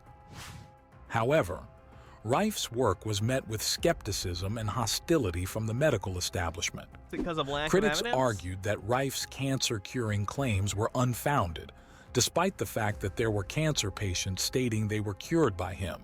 Okay, they're not qualified to make that assessment. They're not qualified to say that. They're not doctors. What? Basically, all you're saying is he successfully convinced people he had cured them when he hadn't. He sounds like an asshole. Moira Soma, thanks for gifting a sub. The turning point came when a lawsuit was filed against Rife by the American Medical Association, AMA. You've been accused of practicing medicine without a license. It's a very grave charge, son. Are you aware that it's unlawful? The legal battle was arduous and costly. Following the lawsuit, Rife's laboratories were reportedly ransacked, and his research documents were destroyed. His supporters claim that there was a concerted effort by the medical establishment to discredit and suppress his work, driven by financial... This stuff pisses me off. The people who do the cancer cure conspiracies are annoying to me because it's one of those things that everyone deals with. Like, cancer is prevalent enough that we all in our lives have someone who has had cancer or died of cancer or something, whether in their family or someone they know. If you're in your mid-20s even, chances are you know at least one or two people, right? And that just goes up as you get older. The idea that there's like some secret group of people who don't deal with that is annoying. Even rich people get cancer. They get access to better treatment because they have money, but they are still susceptible to that. Like, there are not enough sociopaths and psychopaths in the world to keep a universal cancer cure covered up, because so many people have personal, deep trauma and connections to it. It's just not happening. Interests and threatened by Rife's potentially disruptive technologies. Rife's life after the lawsuit was tragic. He became... I think it's like, I swear, the status, like, over a lifetime, 1 in 2 people gets cancer. Like, if you live to, like, 80 or something, you have, like, a 50 chance of getting cancer. And that doesn't mean it's going to be, like, severe enough that it's, like, metastasized or anything. But, like, cancer is common. Reclusive and his health deteriorated. He died in 1971, penniless, largely forgotten, and cruelly discredited. However, his legacy lived on. Steve Jobs died of cancer. If anyone would have had access to some secret cure, it would have been one of the richest people in the world. But instead he decided to do a woo-woo fruit diet. Look where that got him. Chitara says, by the light of Paul, he cured 16 cancer patients. As a healthcare provider myself, that would have revolutionized how we treat cancer and other diseases. There's no way something like this would have been lost to time or buried by corrupt bureaucracy. Yeah. There's a limit to even a hypothetical conspiracy has limits to plausibility. Sorry, Fennikagami. Let me find your bits. Spontaneous remission is a thing too. I would almost say, considering this guy's claims, it wouldn't surprise me if the people never had it in the first place. Either they never had it and he lied and put them through this just to try and make his bullshit thing get attention, or they continued to have it and they just thought they were cured because he told them. I don't know. In the years following his death, Rife's work gained a cult following. His machine became a I can actually probably look that up. What's his name? What Rife? I can probably just look this up. Rife cancer cure. It's got to be a Wikipedia.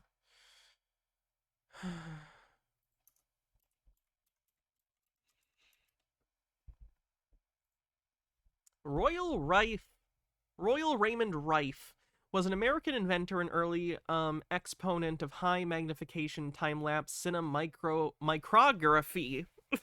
Oh boy. Health fraud and after his death. Ooh, that's probably the right section.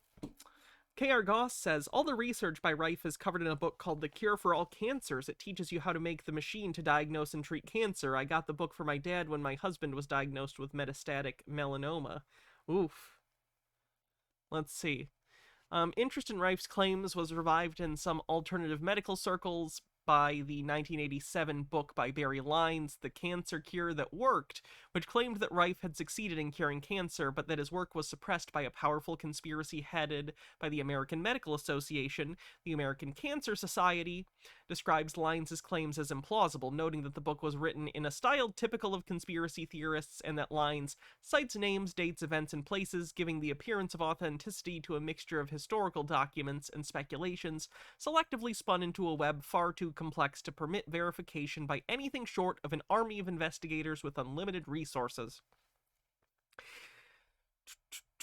After this book's publication, a variety of devices bearing Rife's name were marketed as cures for diverse diseases, such as cancer and AIDS. That makes me mad.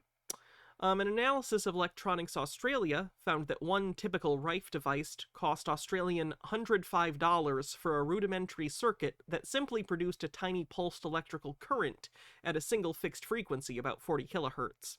It consisted of a 9-volt battery, wiring, a switch, a standard 555 timer chip, and 2 short lengths of copper tubing meant to act as handheld electrodes, delivering a current which the author estimated at 1 milliamp at most. Its design was, in fact, almost identical to the Zapper device promoted by Hulda Clark, rather than having much in common with Rife's original devices. He described this as the tip of an enormous iceberg, with a wide range of more elaborate devices also on sale from different suppliers, varying wildly in design and ranging in price from 1,500 to 34,000 Australian dollars. Such Rife devices have figured prominently in several cases of health fraud. Where's this actual thing? Hold on.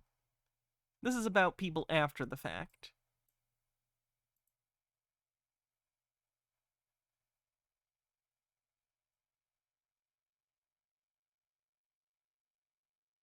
Little reliable published information exists describing Rife's life and work. In the 30s, he made several optical compound microscopes, and using a movie camera, took time-lapse microscopy movies of microbes. He also built microscopes that included polarizers. Rife claimed magnifications of 17,000 or more for some of these microscopes.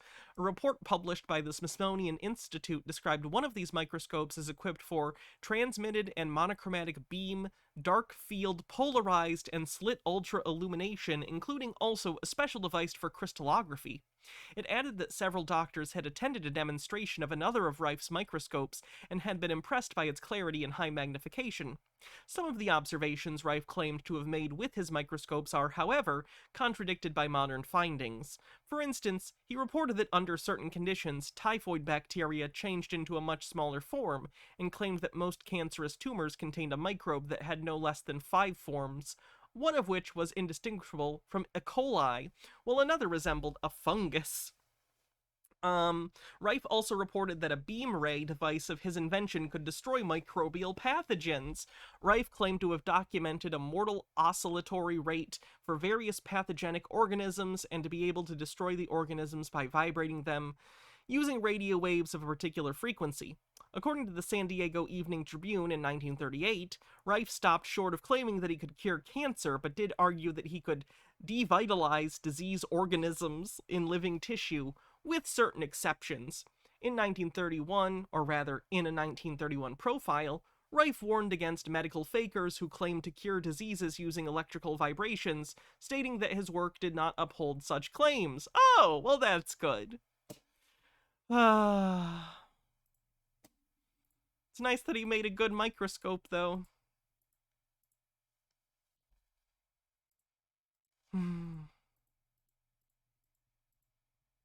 Symbol of alternative medicine and a rallying point for those distrustful of mainstream medical science. Number 3. The water fuel cell. In the realm of alternative energy, few stories are as compelling and enigmatic as that of Stanley Meyer. Compelling is such a fun word here. And his water fuel Compelling versus real. Cell. Stanley Meyer, an inventor from Ohio, oh, that was your first mistake, introduced the water fuel cell in the 1980s. I don't care if you use rainwater, well water, city water, ocean water. If you don't have any fresh water, go ahead and use snow. If you don't have any snow available to you, then use salt water because there's no adverse effect to the fuel cell. Meyer's cell was not just an electrolysis device. He claimed it used a unique process involving resonant frequencies to break the bonds of water molecules. Resonant frequencies. Isn't that interesting that the frequencies thing is stuck around? That's a compelling word for people for some reason. In conspiracy circles, there's something about that vibe of frequency, vibration. Something about that really appeals to certain people. I wonder why. With minimal electrical input. It might just be because it's the vagueness. The vagueness is a feature, not a bug. It's so vague that people can kind of bring to it whatever they want, so it sticks around. Meyer demonstrated his invention in a dune buggy he claimed was powered entirely by his water fuel cell. According to him, the vehicle could use water. I believe sci-fi technology exists on the bingo card, by the way. As fuel, converting it into hydrogen and oxygen gases, which were then used to generate combustion. This concept was revolutionary, promising an abundant, cheap, and environmentally friendly fuel source. It attracted significant attention. I'm sorry for my ignorance. Is this in any way different? Like, is this... like, hydrogen fuel cell cars are a thing, right? But that's like a different thing. Like, you need liquid hydrogen, right? And water comes out. But he's claiming to do the opposite, to put water in, and then it divides it. With Meyer even being featured in local news and gaining interest from overseas. This here at 6 o'clock, an age-old dream becoming a reality. A local inventor has discovered a way, hear this, to use water to run your car. Despite the initial excitement, Meyer's claims were met with skepticism from the scientific community. It's almost like that breaks a lot of laws of physics. His story took a dramatic turn on March 20th. He's claiming water in, water out plus energy. I think the equation there's not quite balanced. Like, where is he claiming the energy is coming from? Like, where is it? What is he even saying is happening? 1998. Meyer, who was dining at a restaurant, suddenly ran outside, clutching his throat. Suddenly, he fell to the ground and died shortly thereafter. The official cause of death was ruled a cerebral aneurysm, but this did not stop the emergence of numerous conspiracy theories. Supporters of Meyer's work speculated that he might have been poisoned or otherwise targeted due to the threat his invention posed to the global oil industry. Following Meyer's death, interest in his water fuel cell persisted, with various individuals and groups attempting to replicate his work. However, no one has successfully demonstrated a working model of Meyer's device that clearly shows the production of energy in a manner consistent with his claims. Wow, that's a long way around to say it was bullshit and no one can demonstrate the thing he was claiming. While Meyer's invention promised a world free from the shackles of fossil fuels, his mysterious death left many unanswered questions. Mysterious. Alright, that's fun. But I have a lot of videos, so let's move on. I have to use the bathroom real quick, though. So, be cool while I do that. Chair will tell you all about...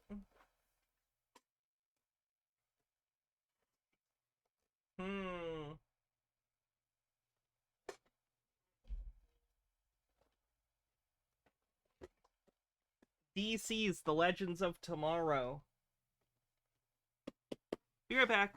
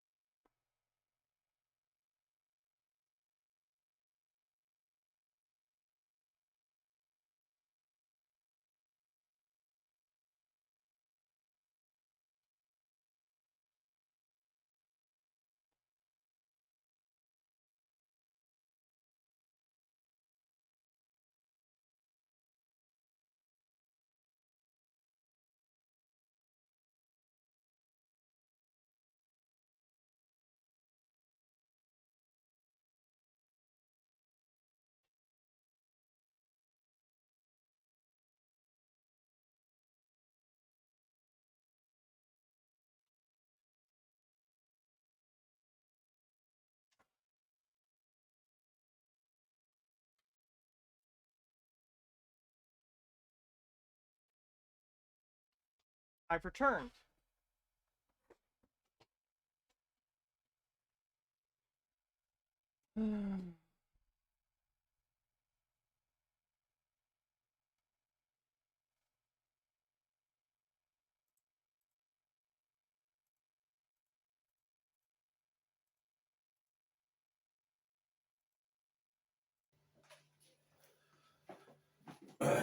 Right, everyone.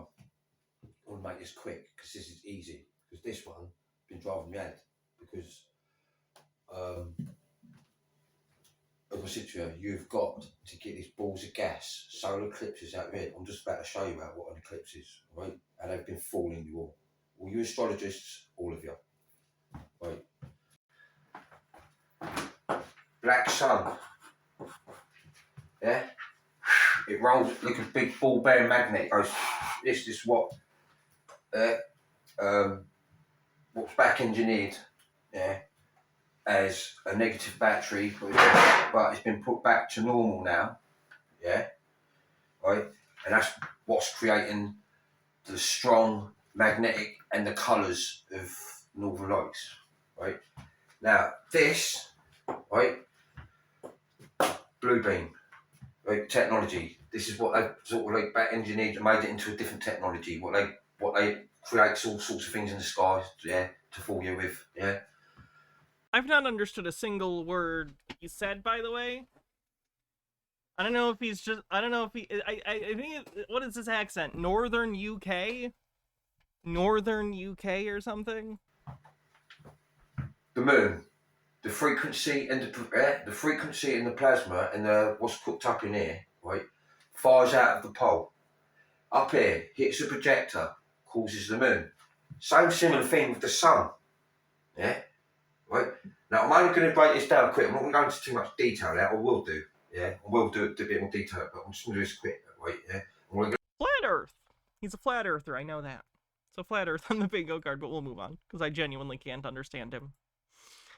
Too American for that.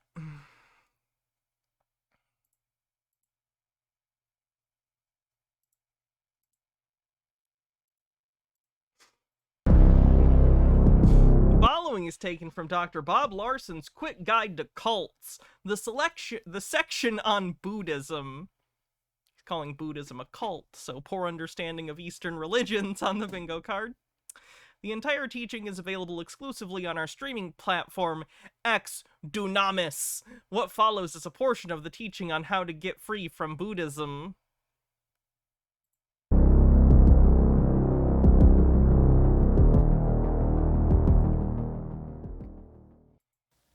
Buddhism is one of the largest religions in the world, by the way.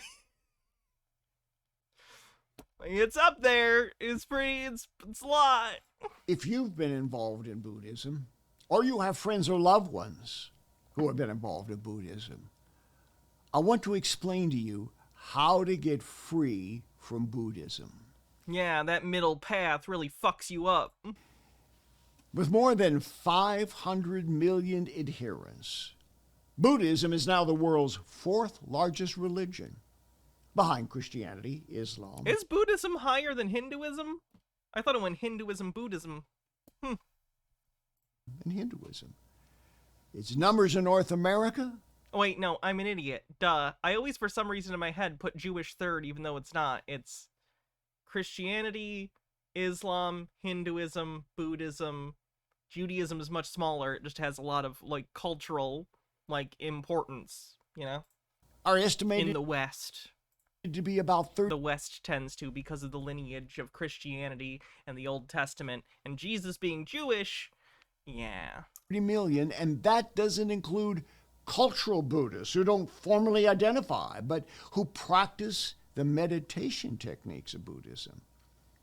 The traditional Asian image of Buddhist monks that I have seen in Asia with saffron robes, carrying begging bowls, that's foreign to the Western mind. But the concept of joining a cosmic flow to abolish the ego goes down well in an age that has turned inward. While many Christians have focused on the dangers of witchcraft and Satanism, Buddhism has steadily gained far more adherents with its deception of Does he think that Buddhism is the only religion that includes meditative practice? offering inner peace through the negation of one's own ego. Those who look to the East for spiritual answers often find Christianity's promise of heaven less attractive than Buddhism's mystical, impenetrable truths. To many, what do you mean impenetrable? Again, it's like you just said it was the fourth biggest religion. That doesn't sound very impenetrable to me. Spiritual seekers' problem solving by constructive action and thought appears less desirable than the subjective quest for nirvana. Ironically, Tibetan Buddhism, one of the most complex forms of Buddhism, has become increasingly popular. If Bob went and sat down under a Bodhi tree for a few decades, do you think he'd realize that scamming people for a living is wrong? In the West, thanks to the influence of one man, the Dalai Lama. After the Pope, he's the best known and most widely recognized religious figure on the planet. He has become the de facto leader of mystical spiritual seekers. Oh, fuck off! While the precepts of Buddhism may not be based on specific theological doctrines, the inherent Buddhist worldview that results from such a non-Christian meditative approach causes the meditator to see himself as an integrated part of the whole. Buddhism presupposes that only one essence exists and that we are all somehow part of this one essence. We call that in theology monism. This teaching is contrary to the Christian assertion that, okay, other people are allowed to have different religious beliefs than you, or none at all. Leave people alone. The God, the Eternal One, created the world and man out of nothing. Thus, no part of this material existence is... Hate this shit. Hate it so much.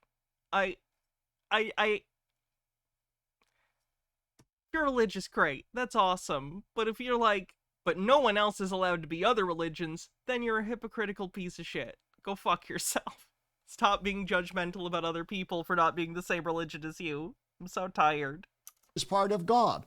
There's an eternal distinction between the creator and the created. The inherent contradiction of the anecdotal koan in Buddhism conditions the devotee to reject reason and logic and instead rely on mystical... As opposed to Bob, who is very reasonable and logical in the way that he casts out demons from people at Holiday Inns across the country. Experience to test truth. Buddhism is an egocentric search for subjective authority while inherently denying any objective authority for morality. That's so... Bob frustrates me in all the things he chooses to be. And since Zen has no God, the priests have no role of intercession for sin.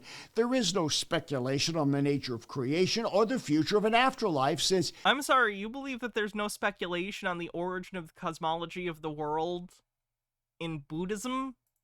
Everything is considered important when it's embodied in the experience of the moment. Meditation is the quintessential essence of Buddhism, liberating the meditator from all life's miseries. Christians may see this process as a false perception. Look, there are a lot of different kinds of Buddhism, too. I feel like I'm being really reductive, and so is he by just being like, Buddhism, broadly. There's like different beliefs in different groups of Buddhists. Of spiritual insight.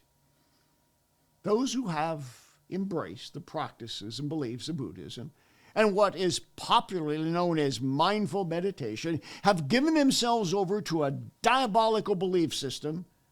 It's filled with openings for demonic forces. And as a thinking too hard opens your mind to demons is quite a take.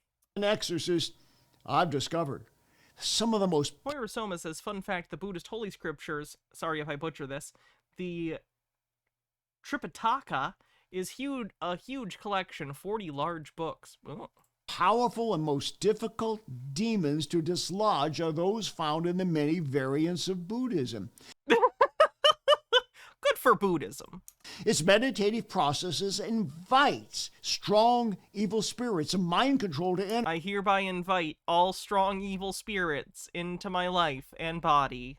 Good luck, demons. And these fight it out. I know I'm a catch. Demons take time and persistence to cast out. For the individual leaving Buddhism and seeking a personal relationship with Christ, these 10 steps are necessary. Number 1, renounce Buddhism in general and any particular variant such as Zen. 2, break soul tie connections with Buddha, the historical figure, and also the name of the demon behind this system. Number 3, renounce soul. Does he not know that they're like, I don't think he even knows the basic, like, surface level history of the origin of Buddhism. Like, does he not know? I never remember the name nor how to pronounce it. Siddhartha, something like that. The prince from the origin of Buddhism. Does he know that that was like a guy, or does he just think it's a demon? Does he not know even like what the purported origin of Buddhism is? Soul ties with all Buddhist spiritual mentors, including Siddhartha Gautama, instructors in what is known as Dharma, the teachings and the false eternal cosmic truths of Buddhism. Number 4, renounce the variant of Buddhism you aligned with, Zen, Zazen, mindful meditation, Theravada, Mahayana, or the currently popular Pure Land Buddhism. Number 5, discard all Buddhist texts, books, or paraphernalia such as mandalas, singing bowls, bells, and so on. Number 6, stop all focused breath meditation. Ask the Holy Spirit to remove all koans from your mind. Number 7, renounce empathic meditation, taking under... Mindful meditation is not a form of Buddhism. Yeah, that's like a CBT thing. Cognitive behavioral therapy. It's basically like the secular therapeutic version of, why am I blanking? Meditation. You basically just sit there and try and be mindful of your feelings and your body or whatever. Try and find, whatever. It's not a religious thing. It's a cognitive behavioral therapy thing. To yourself the pain and suffering of others. Christ alone is the one to whom we hand our pain. Claim the promise of Matthew 11:28 that Christ is the one who gives us rest. Number 8, renounce every effort to connect with past lives. Number 9, renounce any so-called deity meditation, a fast-track way, especially in Tibetan Buddhism meditation schools, to obtain compassion by invoking what the Bible calls demons. Number 10, renounce samsara, the false Buddhist definition of attachment to pleasures of the world, and instead focus on 1 John 2:15, love not the world, nor the things which are... This just feels like video colonialism. This feels so gross to watch. Him just being like, all right, I'm here to tell you why your cultural religious traditions, very specifically, are wrong and mine are right. So condescending. Anyway, so I did look this up. He is running, his own little streaming service now. Dunamis is the name of this. Not the catchiest streaming service name. But, that's something yeah, it's full of that I exorcism kept having videos. repeated nightmares about, and it speaks of like riddles. You scratched yourself? The demons? No, they scratched. The demons. The demon scratched you. Yeah. I came outside after throwing out the garbage, and Stacy was like, "There's a pentagram on your side, the side of your body with a C." Go. Well, I used to go to YouTube to watch deliverances and information. I would have to search for 20 hours on YouTube to find stuff. It gives an he's not very good at using YouTube. Easier way to disciple other people in deliverance because you can get the information on one platform. Keep telling people, sign up. You're going to a platform built by the... I thought Dunamis meant like power. I thought it meant power for some reason. Deliverances and information. I would have to search for 20 hours on YouTube to find stuff. It gives an easier way to disciple other people in deliverance because you can get the information on one platform. Keep telling people, sign up. You're going to a platform built by the top exorcists in the world, and the guy with the mindfulness was made by a Zen Buddhist monk. He died not long ago. He was Japanese. Oh. Most training, been to the most countries, has seen more than everybody else. He's the guru. The platform is on the guru.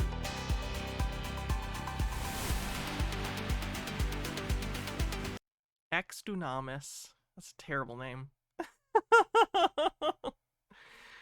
Accelerated deliverance training, nearly 200 spiritual warfare training videos from our archives, hundreds of supernatural exorcisms filmed live in real life. Oh, it's $20 a month, by the way, chat. They're charging you like Netflix money for what is effectively just a more extensive YouTube archive of Bob's events. Let's say shilling on the bingo card for that. We'll say shilling. Hi Gina, how it do?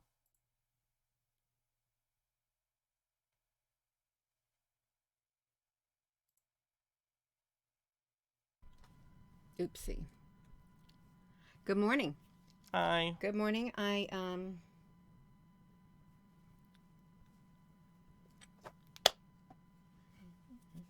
It's 10:30 practically. It's 10:25 a.m. and you know what? We had a lot of videos go out last night, a whole lot. Well, not a lot, but we had enough. Good morning. So I hope you caught those videos last night. It was started off with the FAA, weather cam, and something by the sun, which seemed to match what was on the Mount Etna volcano, that great... Doesn't understand how cameras work on the bingo card. Big orange planet-like object in the sky that the clouds went in front, so it could not have been a reflection. And then when we went to the FAA in Colorado, well, then it looked like it showed up there. But during that video, let me tell you something. During that video that we did, somebody mentioned the green comet, the devil's comet. So we thought, well, is that a green comet too? I mean, it's not moving in the sky. Someone mentioned, you know, could it be like a ship, a UFO or something, which we do explore the existence of UFOs on this channel. Most definitely. That's what I started off with. Showing pictures of UFOs that they're light ships that I documented since specifically around September of 2018. That was around the time that the observatories had shut down. Yeah, and my one picture got made its way around the world, and that's how I ended up where I'm at right here. So we documented the existence of UFOs, light ships. But we did the green comet. And somehow we got onto the Eclipse, and there was a place in Indiana called Rapture, Indiana, where X marks the spot. Again, it is so interesting to me to watch conspiracy theorists continually surprised that cities and small towns in America are named after biblical things. I don't know what it is. Like, did they not understand that historically and contemporarily, most people in the United States identify as Christian? The number is dropping, but they are still the majority, and have been. If you go back in time, it just gets higher. Christians are not a minority in the United States. They never have been since colonization. That is so wild that they don't understand this or just failed to get why things are what they're called. Ended up on a YouTube channel 3 weeks ago when the guy was explaining that there was a Rapture, Indiana, and it was 100 miles from the Little Egypt. I gotta look this up. How many towns in America are named Rapture? There's probably a lot. How many towns named Rapture in the United States?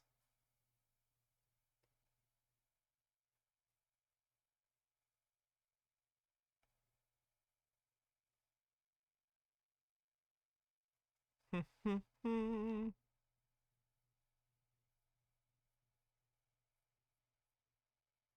I pick the one that only has one? That goes great for my point. Thanks, internet. Well, now I'm gonna go to Hell, Michigan. That's okay, and I thought, wow, I never heard of Little Egypt or something. Well, no, 100 miles from the Rapture, Indiana, the crossing of the whatever. Then he mentioned something about Little Egypt. List of biblical place names in North America. Let me look.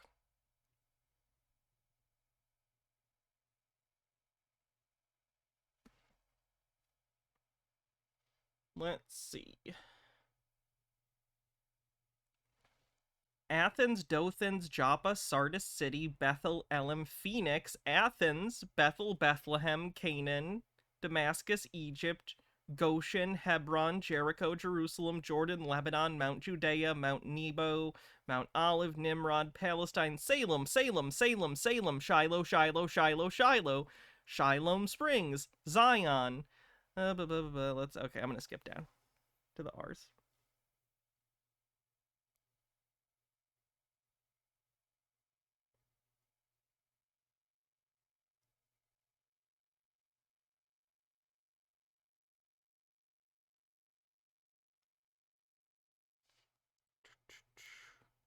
I'll do find in page, that's easier. It's not even on the list. All right. I've been proven wrong. Hydrate. Egypt. Then somehow we typed in Little Egypt and we landed on a YouTube channel from 6 years ago. They did a video about the overlay of Egypt, Little Egypt, overlaid on the United States of America, and to the republic for which it stands, one nation under God, indivisible. Okay, you know how the rest of... Oh God. She's doing, oh God, is my brain broken like Gina's? I just randomly get word associations and then start saying a poem or line from a movie or song I know that has some vague relation. Is this what's going to happen to me? Is my brain just going to get worse and worse until one day I'm Gina on the internet, just ranting inanely about things that don't make sense? Goes, but it's kind of divided, but that's okay. I hope I get to be the GIF at the start of someone else's stream. It's a circle of life. It's not about that. It's the life cycle of the online person. You either log off a hero or stream long enough to become the lol cow. The overlay of a map from, you know, Egypt, overlaid straight there through the path of totality, over across the United States. It said Little Egypt, but the outlay of the map, this was at the end of the FAA video. It literally went along the New Madrid fault line. The New Madrid, it literally, Little Egypt overlaid right in that area. And you know what? That's the same as the Navy's map, the new Navy's map. But that was the videos last night that we did. What? And it was really exciting. Plus we went to Iceland. We ended that one and we went to the Is she talking about this upper left or the future map of the US thing? Does she understand that the reason the map is like that because people are looking at the fault lines and saying, well, let's imagine a big earthquake happened and it cracked. And also climate change, but to the extreme. Iceland volcanoes, because Iceland was on fire. And you might want to check that video because it has plasma. There was plasma stuff coming out of the ground, literally going like that. Plasma webs, bright white plasma webs. And we do really study plasma on this channel. We have documented so much plasma. We got plasma playlists on this channel. Plasma is the fourth state of matter. Okay, but yeah, plasma. And Iceland is on fire. It's a pretty cool video. Just watch the front part because you know what we do? We go looping back where the plasma going pop, pop, pop, pop, pop, pop all over the place. The plasma. That's all I want to say right now. So I feel like dancing this morning. I do.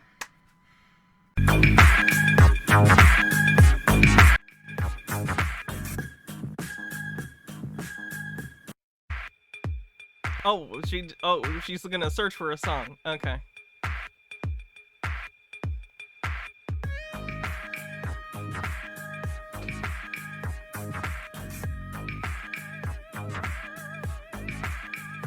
I like that the whole video just kind of derailed and she decided it's time to dance. I think more conspiracy videos should just kind of do this, just trail off and turn into a freestyle dance.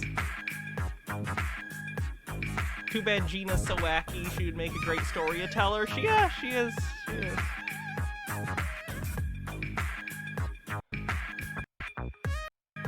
Oh, it just goes on for 5 minutes. She's okay. It's just 5 minutes of... Alright. I'm glad she's happy. Someday I too hope to be that carefree.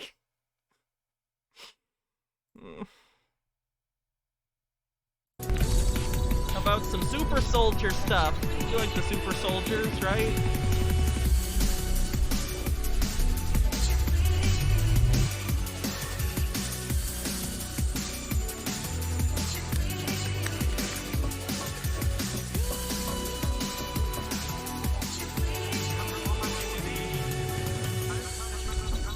Isn't she the one on the starting stream thing? Yes. She's very sweet.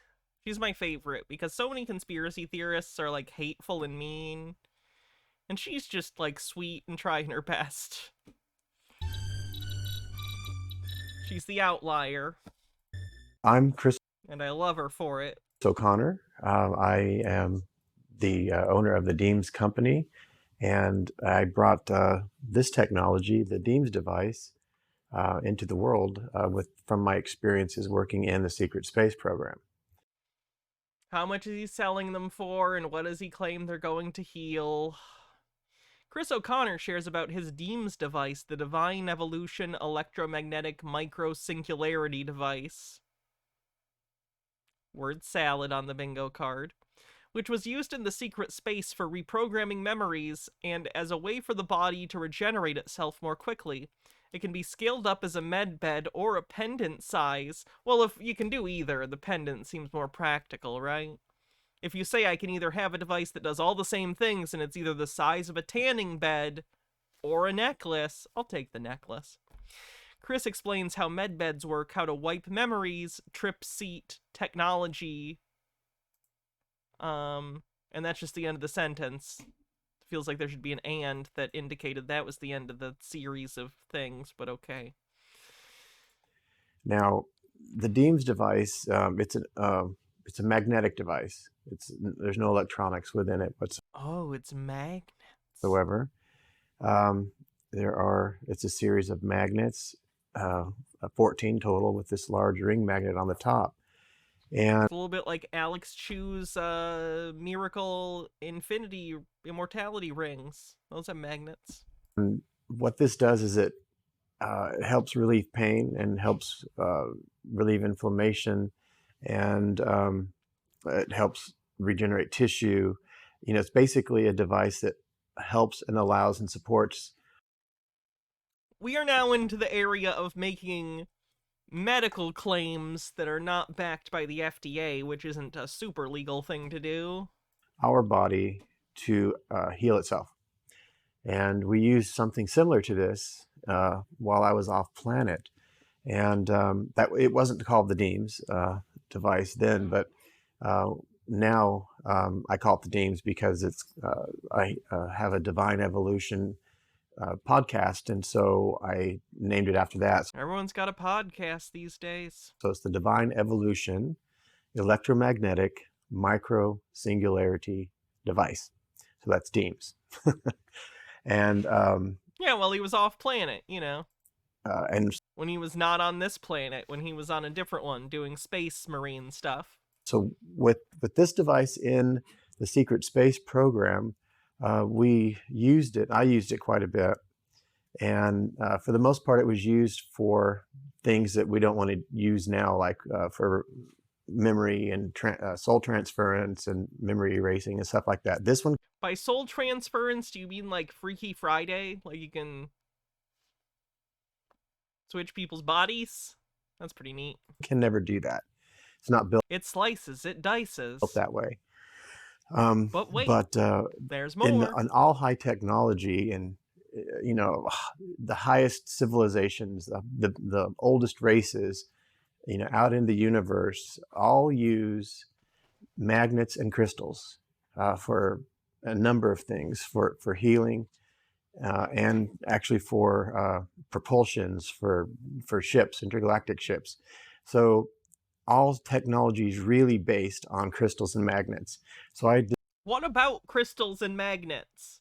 Like, is he aware that the way we generate electricity generally is through magnets and like copper wire in varying levels of size?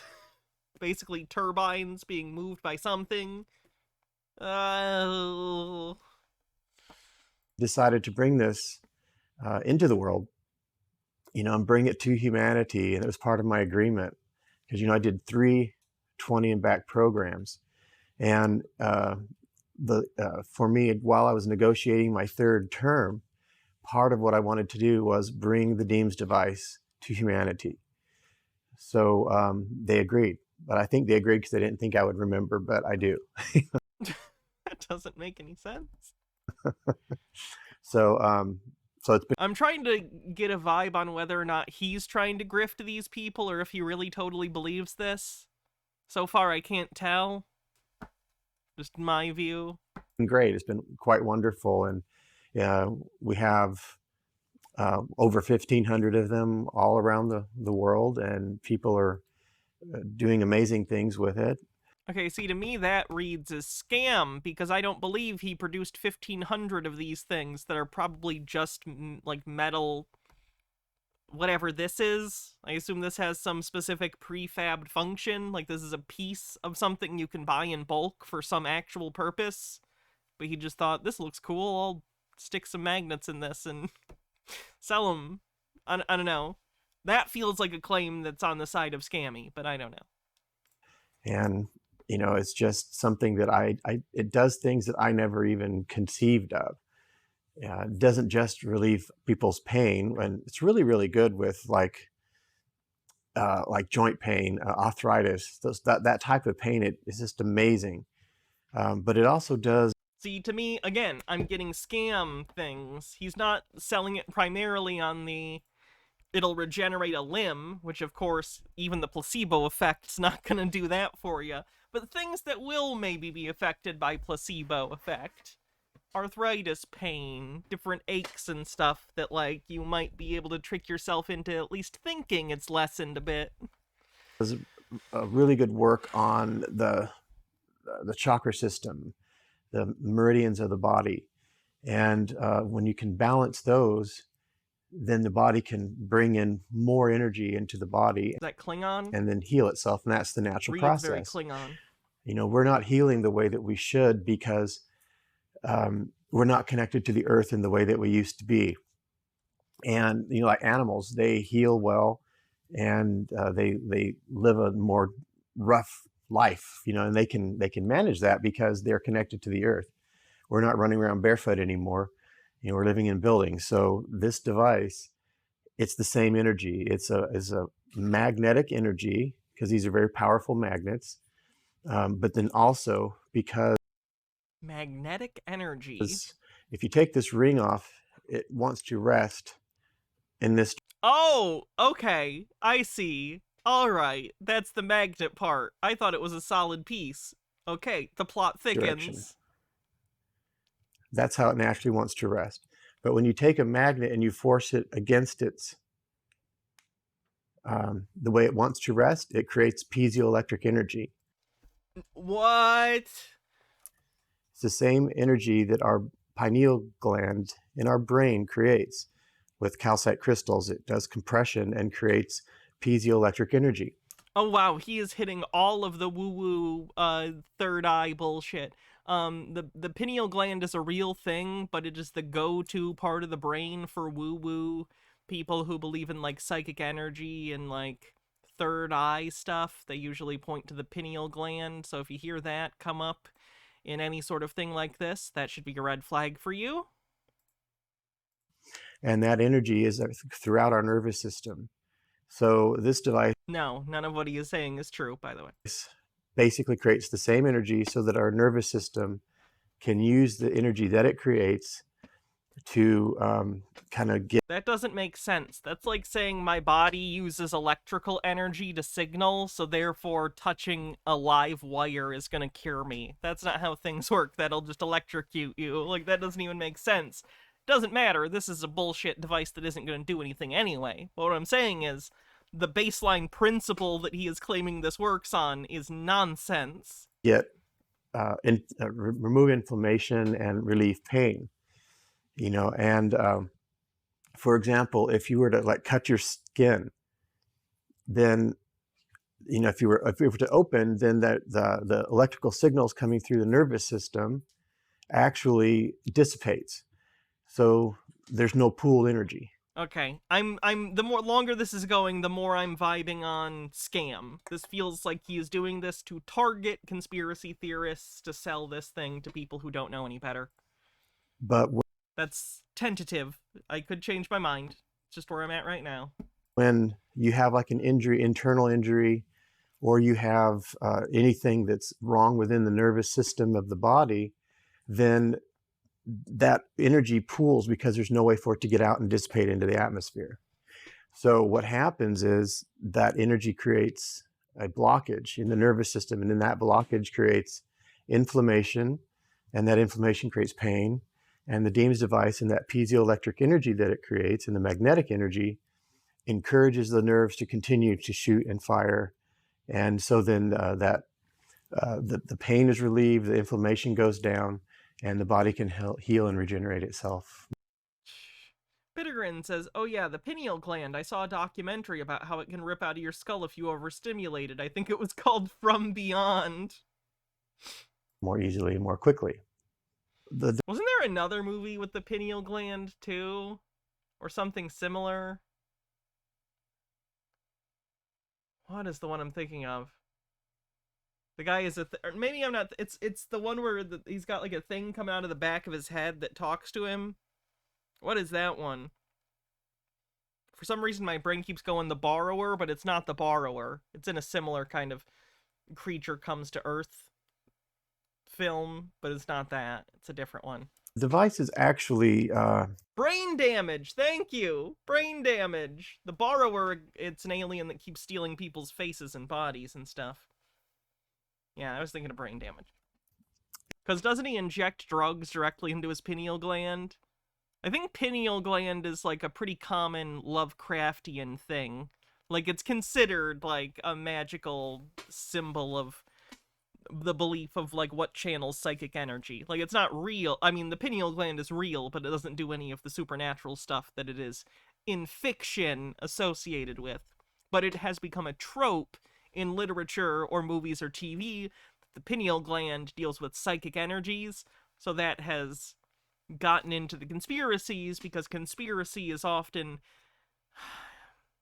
seeded with ideas from media. I do love a wet puppet. Oh, fuck, I love a wet puppet.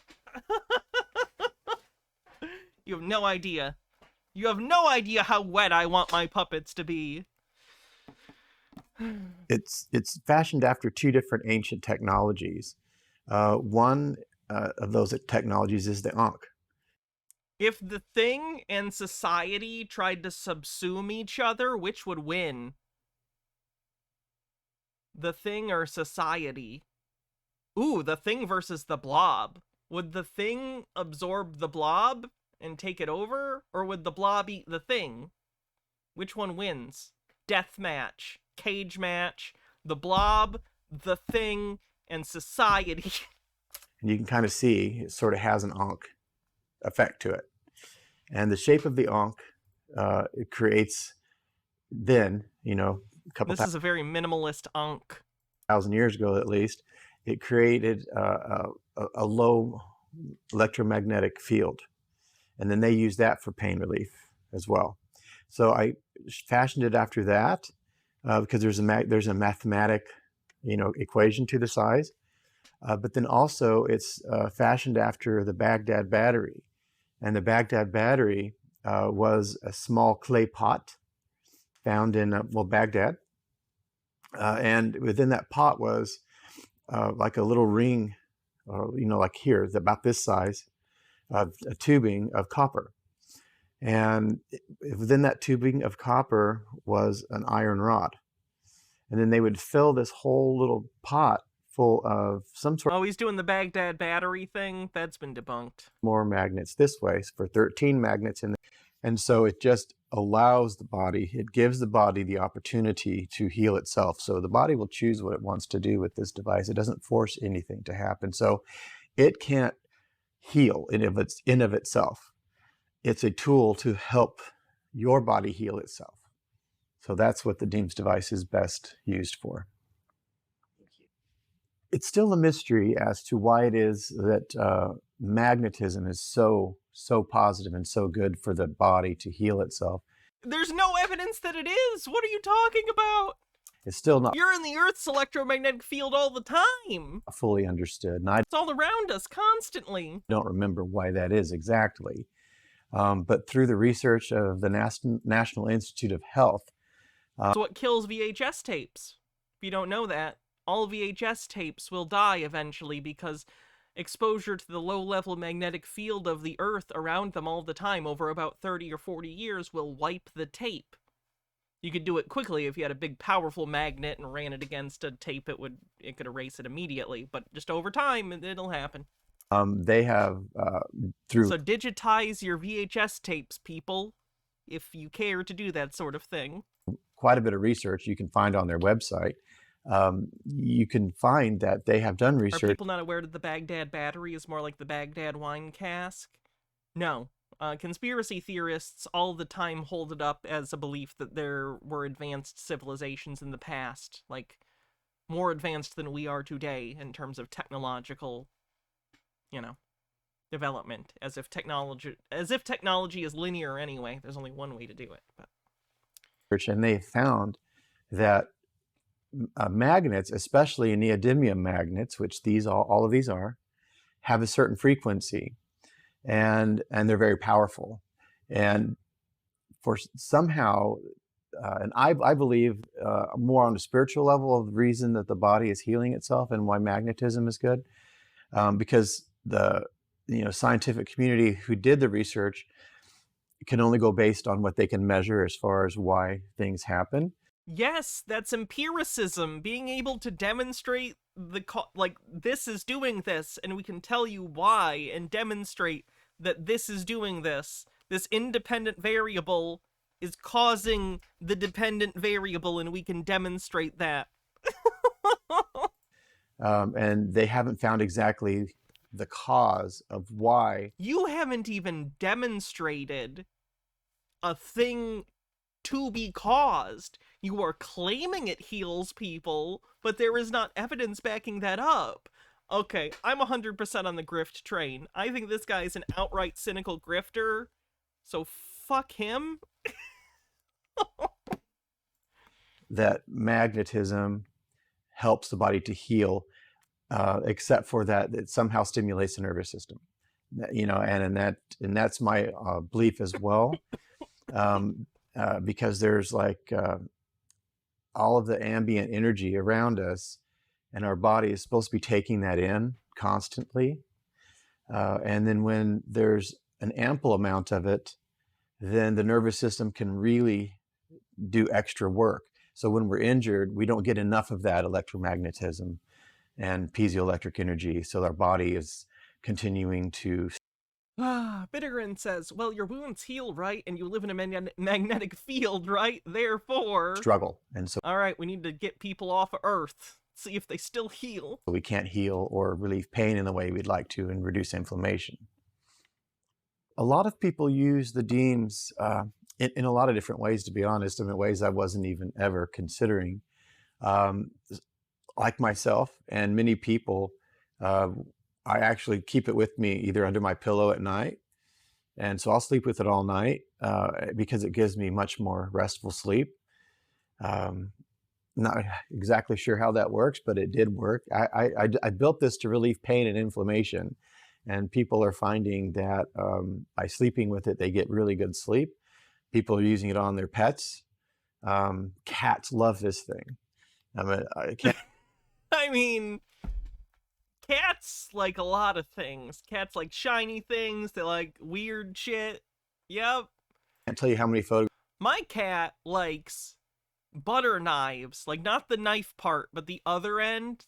Like, she likes shiny stuff. Anything that's like stainless steel or anything shiny. That doesn't mean they're magic. It means she's a cat and likes certain things. Photographs people sent to me of their cat just sleeping on the DEEMS device. They'll just walk over on it. They'll. What? A cat sleeping on top of a random object? Cats never do that. Non-cat owners. That was an ironic statement, because many cats regularly will find a random object and then lay on it. I don't know the reason. There's probably a reason. whatever it is, cats do that. They'll just find a random toy or object they like or think is interesting, and they will just lay on it. Lupine does this all the time. Yeah, Lupine will take our controllers for, like, the Xbox or the TV or other random things and lay on it. My tablet, my phone, anything that's laying around, they will lay on. Purr and rub on it. And dogs, the Toreador says, in a study linked below, magnetic fields from implants directly along fractures has been shown to slightly improve the recovery speed of fractures. Well, there you go. There's one example of there maybe being an effect. same way, but they're not as sensitive as cats to this type of stuff. But people are using the deems. When they first begin, I recommend This guy like needs to get a cease and desist, though, real bad. 10 or 15 minutes. You know, if you have a pain somewhere in your body. Where is he selling these? Let's see how much he's charging. All new Deems Diamonds and Gold. We thought the Deems device couldn't get any better, but then we added 8 carats of diamonds and optional 24 karat gold. Are you fucking kidding me? Oh, god damn it. Oh, there's PDFs for download. That's good.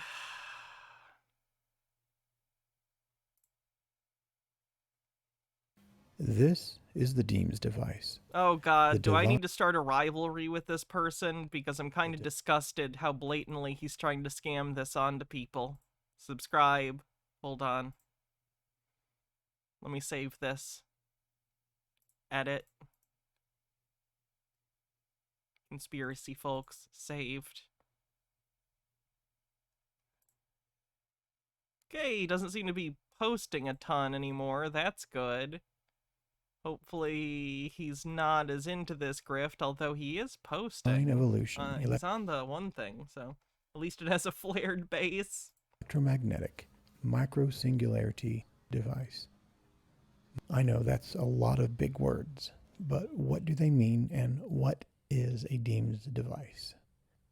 Much in the same way that acupuncture uses small needles to adjust the flow of energy in the body, the Deems device uses this 14 usage of energy. powerful rare earth magnets or neodymium magnets to create a flow of electromagnetic and piezoelectric energy. This energy is focused to a single point, either in the center of this ring magnet here, or it's moved to the tip of these pyramidal-shaped crystals here. Oh, The point of there's a crystal. Great. energy can then interact with the meridians or neural clusters in the body to relieve pain, Where'd they get these help to pictures of stimulate me? cellular Especially growth, without the penis. and balance the energy centers or chakras. Hannah regrets what she just said on the bingo card. That was a stupid joke. But how does it work? To answer this, we must first understand basic electromagnetic therapeutic treatments. Electromagnetic therapies have been around for hundreds, if not thousands, of years. And they worked ancient- so great. Oh my god. Oh my god, you can buy just the crystals. Oh my god, he's charging $700 for this fucking thing. No way.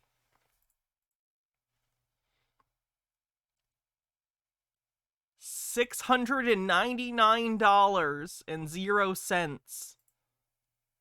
No way. How many of these could he have sold? Too many. It takes 4 to 6 weeks to ship? Why? The crystals are sold separately. It's $700 just for the metal part.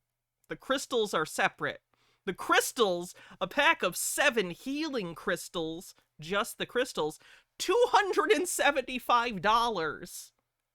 $275. So altogether, if you want the thing and the crystals, like $1,000. Oh my god, the gold and diamond one is $1,200. $1,200. He probably just plates this fucking thing. It's probably industrial diamonds. This is the most powerful Deems device created to date. We all know how gold is an excellent conductor of electricity and piezoelectric energy. We've harnessed the ability of gold to amplify and transmit energy by plating the Deems device. Plated, called it! By plating the Deems device, and wow, it's an amazing energy that's both exponentially more powerful than the Deems device Diamond Edition, but also, it's a gentler and smoother energy. Oh yeah, this piezoelectric energy goes down smooth. Not like the other brands. You must try the gold plating to see what we mean. I mean, I can't try it. You're charging me $1,200 to try it, so I can't. Ugh. This needs to be reported. This is disgusting. This person should feel so ashamed of themselves for this. What in the world is their problem? There's a manual. Oh, look at that picture for the manual. That looks legitimate.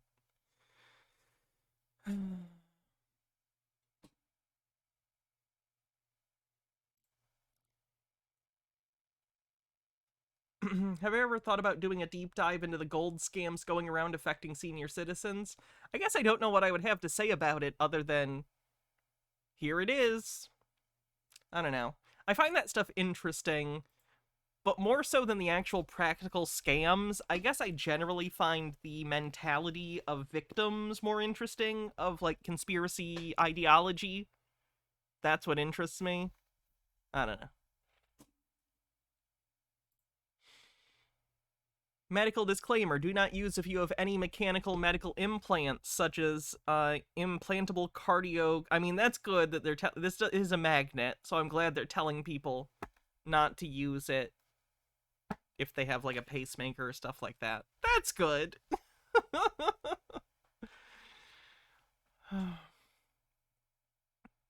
Information in this site is not intended or implied to be a substitute for professional medical advice, diagnostic, or treatment. All content, including text, graphics, images, and information contained on or available through this website is for general information purposes only.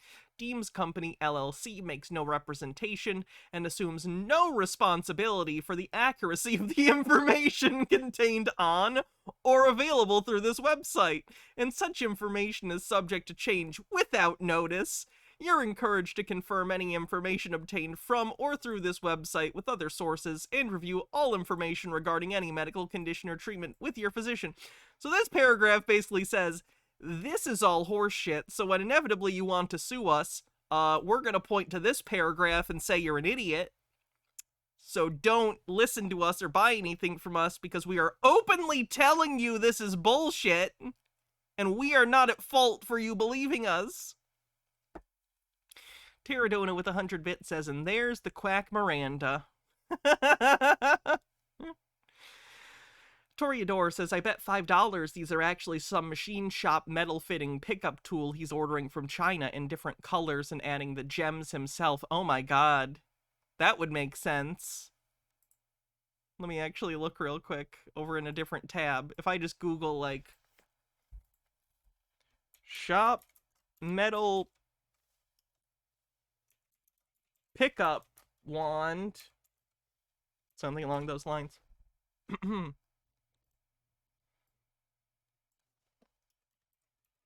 me see if I can find something similar.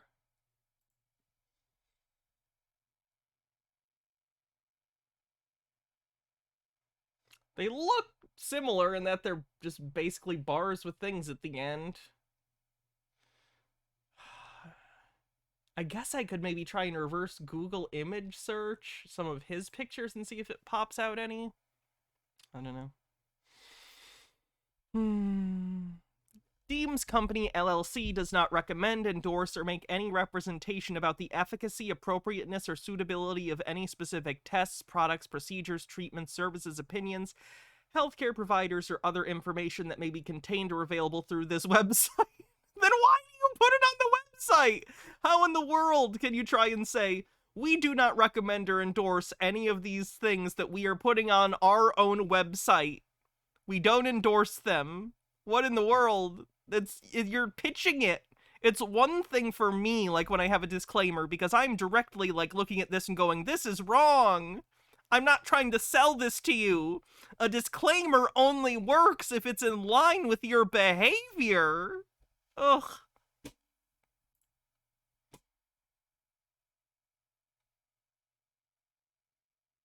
The Deems device is a non-invasive magnetic therapy device. It's carefully handmade with only the highest quality and purest materials.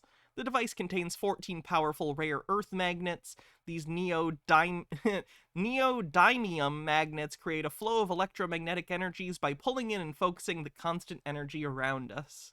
The unique design of the Deems device pulls in this ambient energy and transmits it out through a powerful vortex. Wow, they don't even know how magnets work. Mr. Blast says, if I tell you that 3/4-inch plumbing pipe with a 3/4-inch copper pressure tube cap fitting the other end has been hammered flat. 3/4-inch plumbing, let me see. Let me pull it. 3/4-inch plumbing pipe.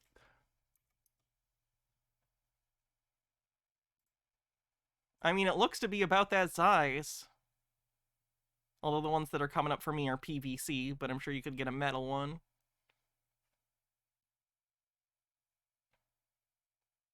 So it's probably that, just with magnets in it, basically. Yeah, that makes sense.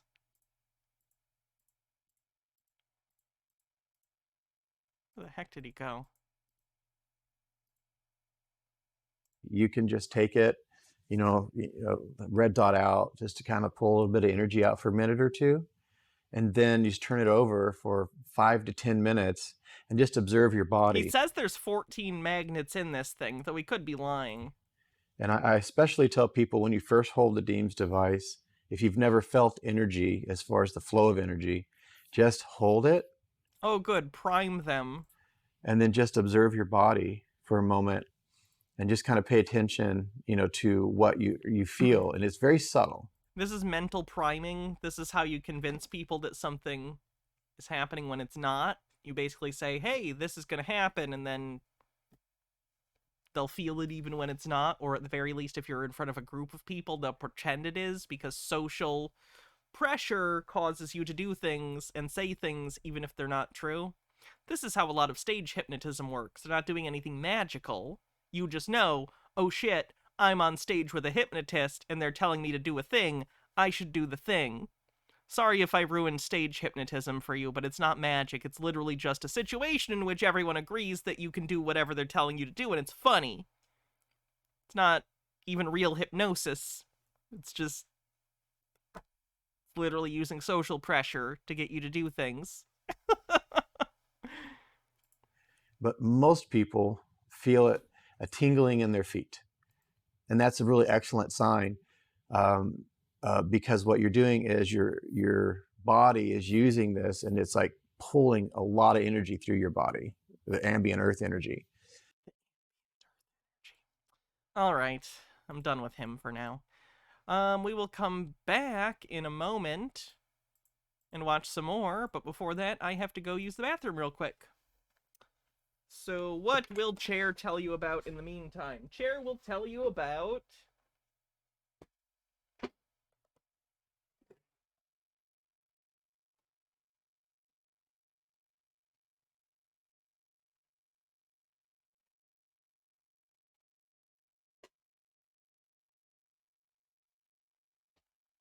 Comedy of Terrors with Vincent Price, Peter Lorre, and Boris Karloff. Be right back.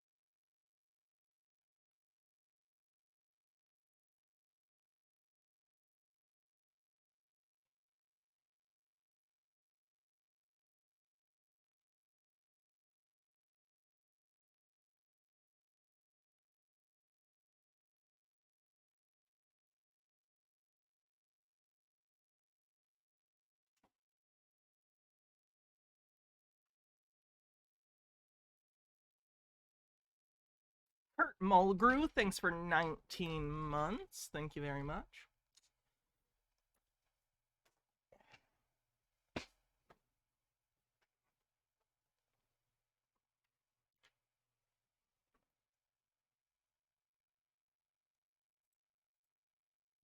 The sheriff called me yesterday, and after he got done telling me everything inside this meeting that was happening, I pretty much was nerve rattled after what I heard. But I'm going to tell you what the emergency, what's behind this emergency for the solar eclipse, what's the deeper intel, and not only that, how they want emergency communication systems to be implemented, what specific groups they're going to be targeting. We're about to get into all that right here, and information that I did separate research to try to link up and confirm more on this scenario. So he gets on the phone with me yesterday after they have this meeting. Who's this meeting with? It's with Homeland Security. So, and he said there were New York instructors there. I have a list right here. I took notes of every single thing that he said because I couldn't record his voice. Obviously, he's trying to stay discreet. He said they were focusing on anti-vaccine people, Oh, so he's just lying. Great. So he is trying to spread false information that the government's gonna go out and during the eclipse kill conspiracy theorists? Nope, not happening. This is like the paranoid of paranoid conspiracy theories. I don't even necessarily think this guy believes this. Kind of just seems like he's maybe one of those people that's a provocateur or just for it, but who knows? I haven't seen this guy before. He seems pretty coherent to be this delusional if it's not true and he really believes it, but it's hard to say. Government people, preppers, Trump supporters. He even goes into deeper in the scenario what we're going to get to here in a second. But he said they didn't want the public to have any communication between each other. Any communication at all. And we told you yesterday that sheriff that came out and said it could be a potential terror attack. Well, we got more intel on what could actually happen in the solar eclipse, but just listen to this 23-second clip really quick.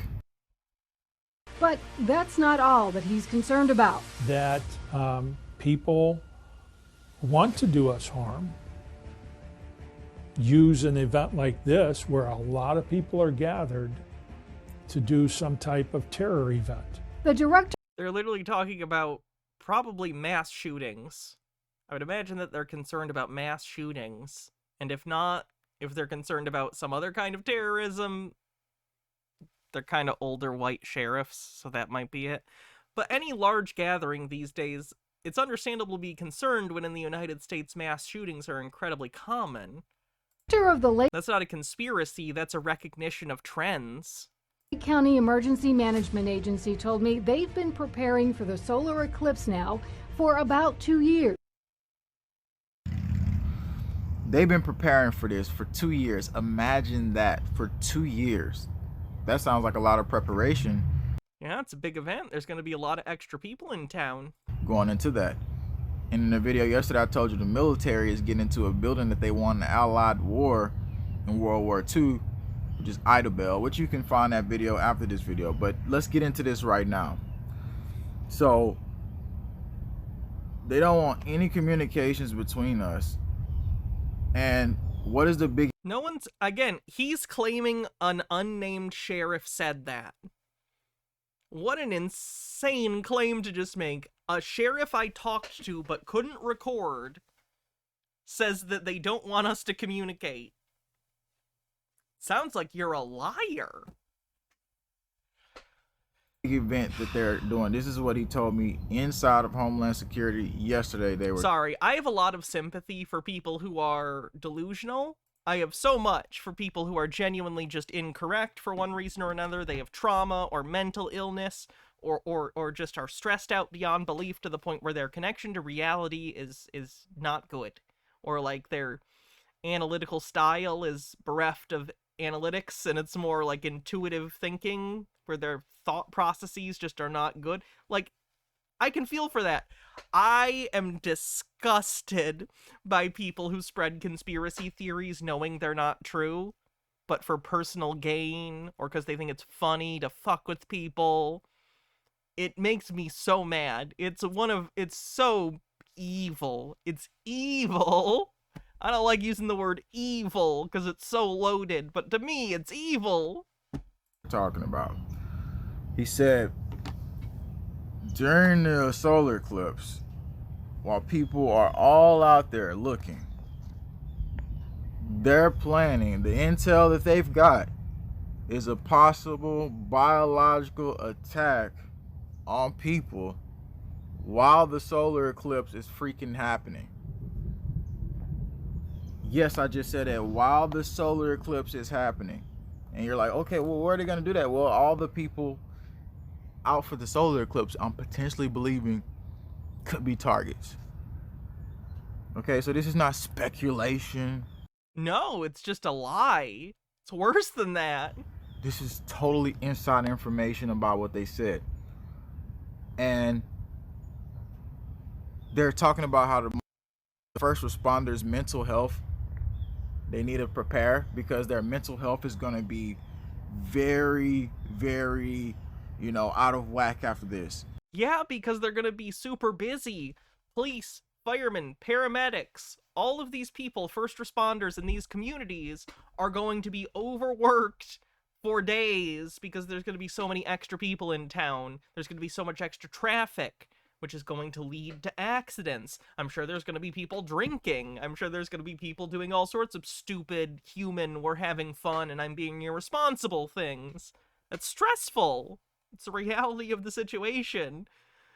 Consider the effect your actions have on others instead of assuming everything's a nefarious plot. So when he told me that they potentially might be doing a biological attack, that's the intel. Who's going to be doing it, I don't know. But however, I looked deeper, and then I seen that 3 weeks ago, none of us was paying attention to the fact that the FBI just had a training drill for a biological attack, and they're getting hospitals ready for it. So it's preparation. This happened too when recently there were discussions of world governments and stuff, and it was basically training exercises and plans for what they called Disease X. It's a hypothetical future pandemic, and all of these people were like, they're preparing for the next plandemic. Like, no, you stupid motherfuckers! It's the job of the government to prepare proactively for inevitable or likely future events, including pandemics, which are a regular occurrence in human history. It's frustrating. It's frustrating. So, I want you to look at this video clip real quick and just look at what we all missed and how this lines up with the agenda. Staff at multiple local hospitals are now better prepared to handle a potential emergency. The FBI spent time in 3 ERs today in our area, walking doctors, nurses, and other staff through what they could do in case of a bioterrorism disaster. 11 News reporter Elmer Mejia Segastumi is joining me live from Penrose Hospital, one of the locations that participated. An agent with the For time, I'm going to skip this. I think we all understand why we do preparation drills for things like this. You get it. Appreciate that super chat. Now, I have so much more to tell you. But please, while we're live right now, while you're watching this, share this out, more importantly, to your friends, to your family, to all the people that's going to be going to this solar eclipse, so we can potentially avert them getting hit with biological materials that is probably going to be dispersed on crowds when this event happens. That's the inside intel, and there's more intel than that we're finna get to right now. Target list, let's talk about how they're telling law enforcement in this meeting with home. They are telling law enforcement broadly in this meeting. Couldn't get more vague if you tried. Security. They're telling them on the population that population control is a motive on the bingo card. hey, look, we need you to enforce information because during the last pandemic, everything got out of hand. We need you to track their cell phones, which they did in the last pandemic. We need you to basically be in control. And why you think all the communication systems are upgrading? You see all these counties saying, oh, we got to upgrade the communication systems. Because you need to upgrade and repair infrastructure over time. And then you see where they're having all these meetings and stuff like that for the communication systems. So the reason they don't want any communication between us because they said how the public was distrusting all of them, how we distrusted them during the ongoing operations of the first pandemic because the first pandemic.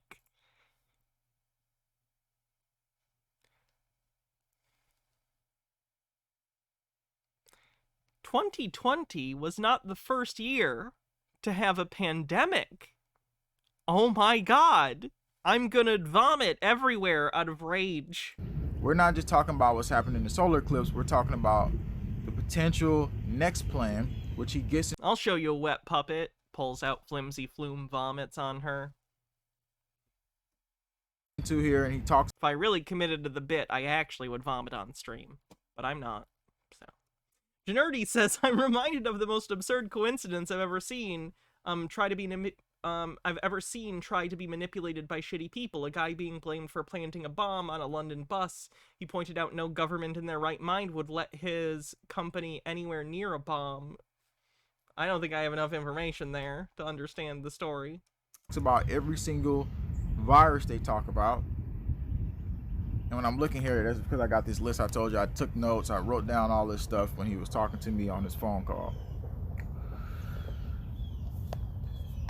So the communication basically is the reason why emergency stuff is coming out right now is because we're not going to have communication with each other. They're going to make sure that he said it's only going to be cell phone communication. Like you're going to get emergency alert. You're filming with your phone, turn your ringer off. Emergency systems, like I was saying, they're not going to be able to be like, you're going to have your Faraday bag ready because the tracking system, somebody says, thank you, sis, Steven, appreciate you, no problem. So the emergency systems, you need to get your Faraday bags ready because they're going to be tracking you actively.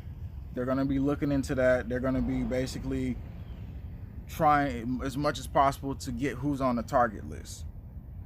So the next thing is they talked about a lot of different virus things, virus scenarios. We want to get into that right now. Okay, enough of the grifter. Let's move on. What was this one? I know the first little bit was offensive.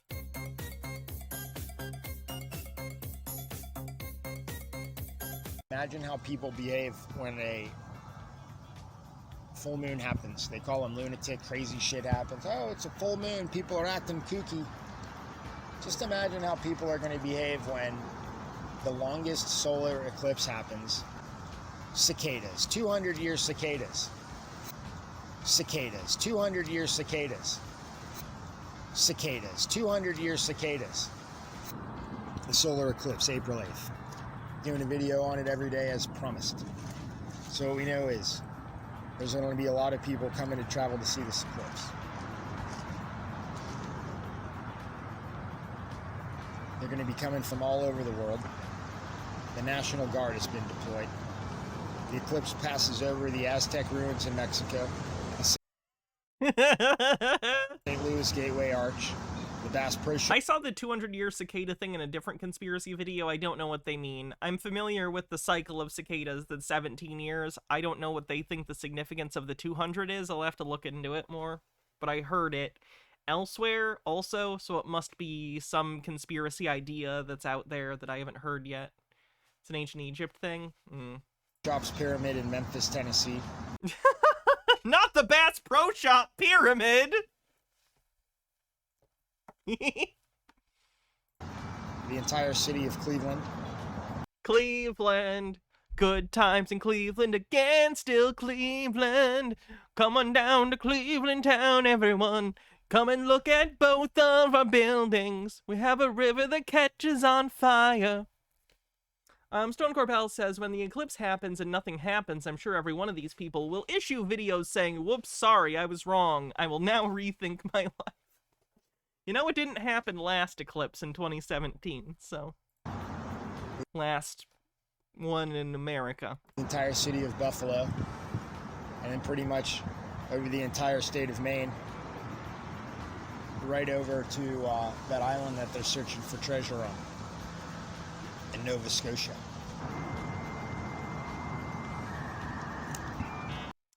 There's another species that does 16 years, so they only line up every 16 times 17, which is 272. Oh, maybe that's what they're talking about then.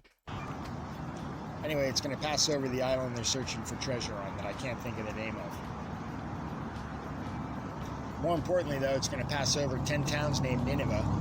So people in the video yesterday... That's the one that had a bunch, not Rapture. Nineveh. 10 towns named Nineveh. I told them that the Bible was written by man. God's not in the book writing business. And if he was in the book writing business, he certainly wouldn't need King James to do his final fucking editing. H-Beard says, not sure if this is up your alley, but last week SpaceX had another Starship launch. It got farther, but there were still some failures and the ship burned up on re-entry. There are already people spreading conspiracy theories that it didn't fail, but it was some sort of secret test. I'd be interested depending on who was talking about it and what they were saying, I guess.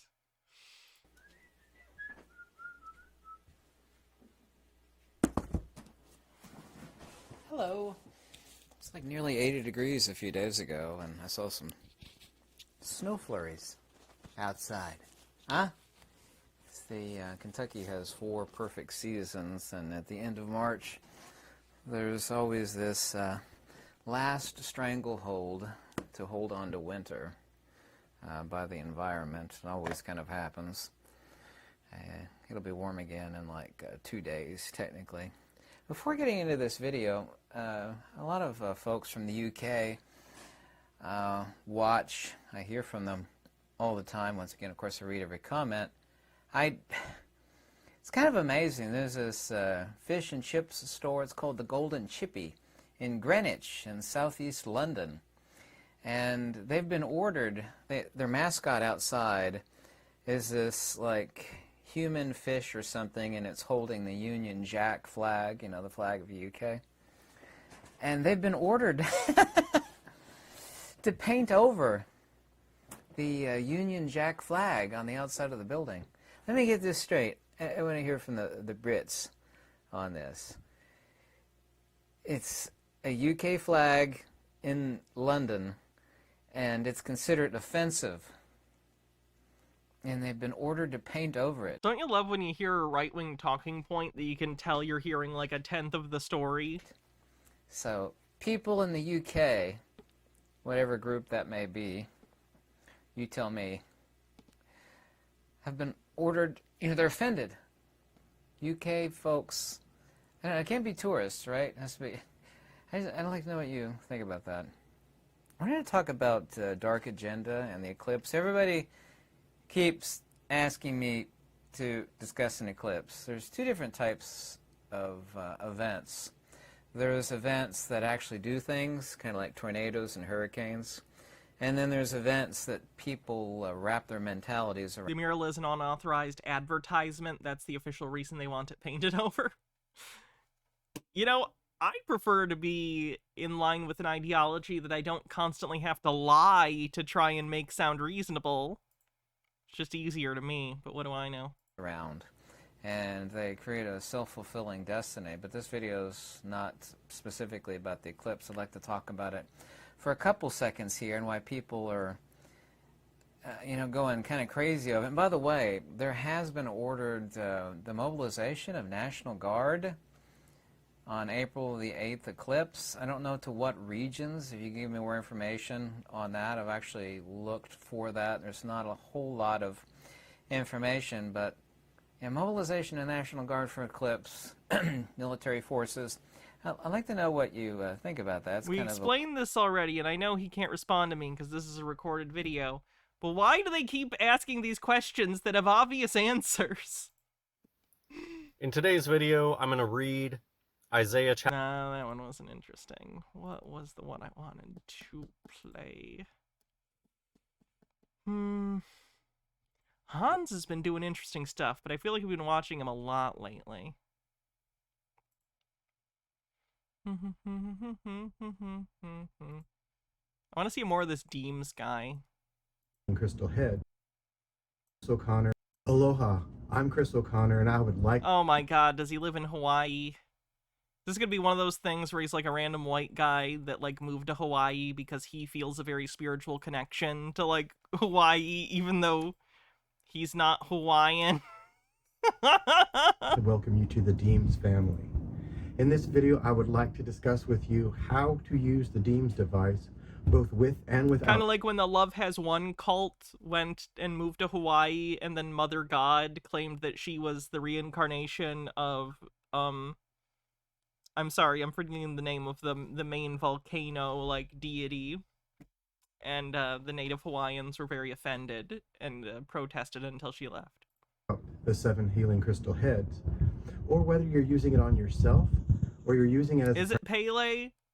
In my head, I was like, no, that's the soccer person, which also I think is, but I wasn't sure. Practitioner of holistic medicine or as a spiritual light worker.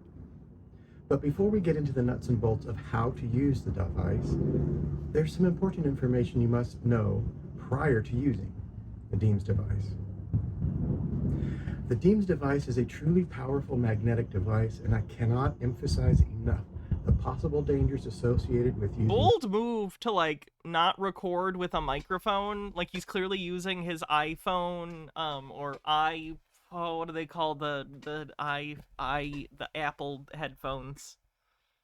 iPods? No, iPods or iPods. AirPods. That's what it is. AirPods. He's just using the microphone from that, and it sounds terrible. Such powerful magnets. If allowed to come near one to the other... What happened to the MedBed crowd? They're still around. They're still around. This guy is claiming his thing is MedBed-esque. These magnets can fly several inches and slam together and can easily be shattered, causing injury to yourself or those nearby. Well, that sounds dangerous. Don't sell me that. So always handle them with extreme caution and definitely read the warnings and suggestions included with your purchase. But why all the cautionary warnings? Well, neodymium magnets are the strongest magnets in the world. But what makes them so strong is that neodymium has a high level of magnetic saturation, meaning that neodymium loves to be magnetized, and it soaks in as much magnetization as it can possibly hold, which is...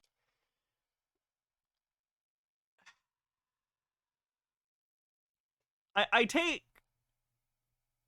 Like, I'm not a physicist, but, like, that's not what magnetism isn't like a thing that gets soaked in and then it has it and then it releases it over time.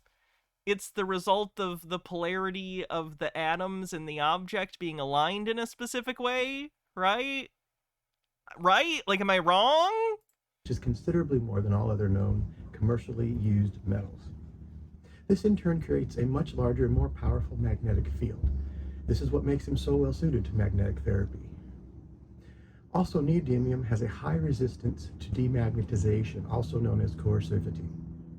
Once neodymium magnets are magnetized, they like to stay magnetized and they won't lose magnetic power over time and can work... Lose magnetic power? Again, that's not what it's doing! Ugh.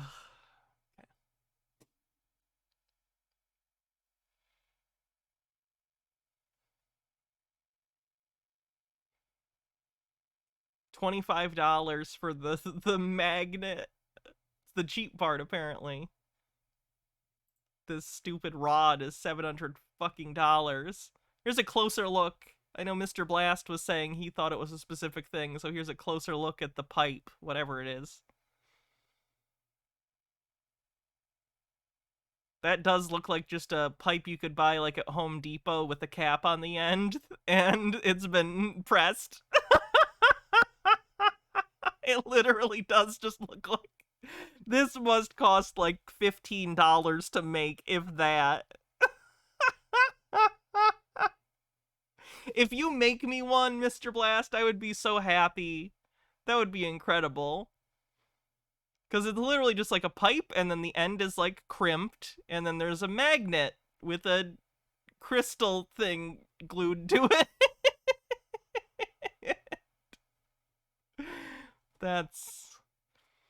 Sometimes I hate that I have a conscience. Wouldn't it be nice to just fucking sell that stuff for that expensive and people give it to you? But I can't. I wouldn't be able to live with myself. That's a shame.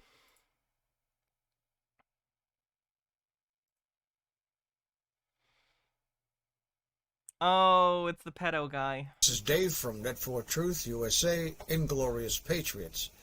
It is February 14th, 2024, and the time now is 17:59 hours Eastern Time, here in beautiful southern North Carolina.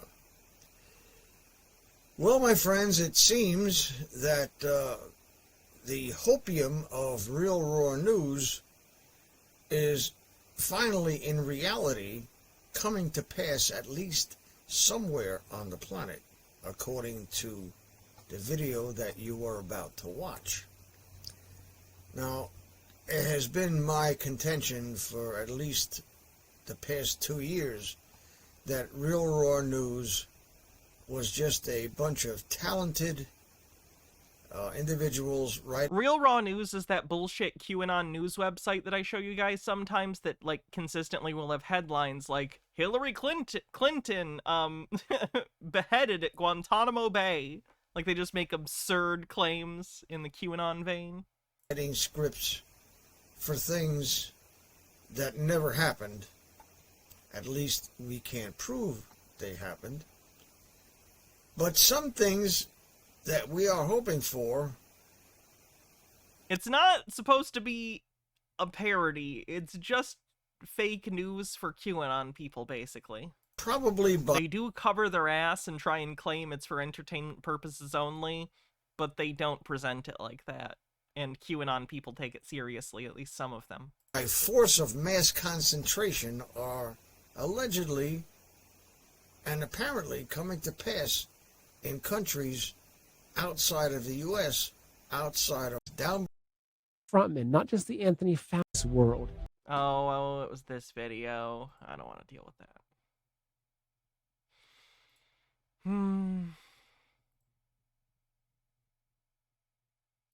So for years, I've referenced the national debt clock to show you the ridiculous numbers. I think when I first started showing this, it was in like 8 trillion. When you go to the usdebtclock.org, the official website, and click on that secret window, it brings you to their Twitter account. And it talks about the Great Jubilee.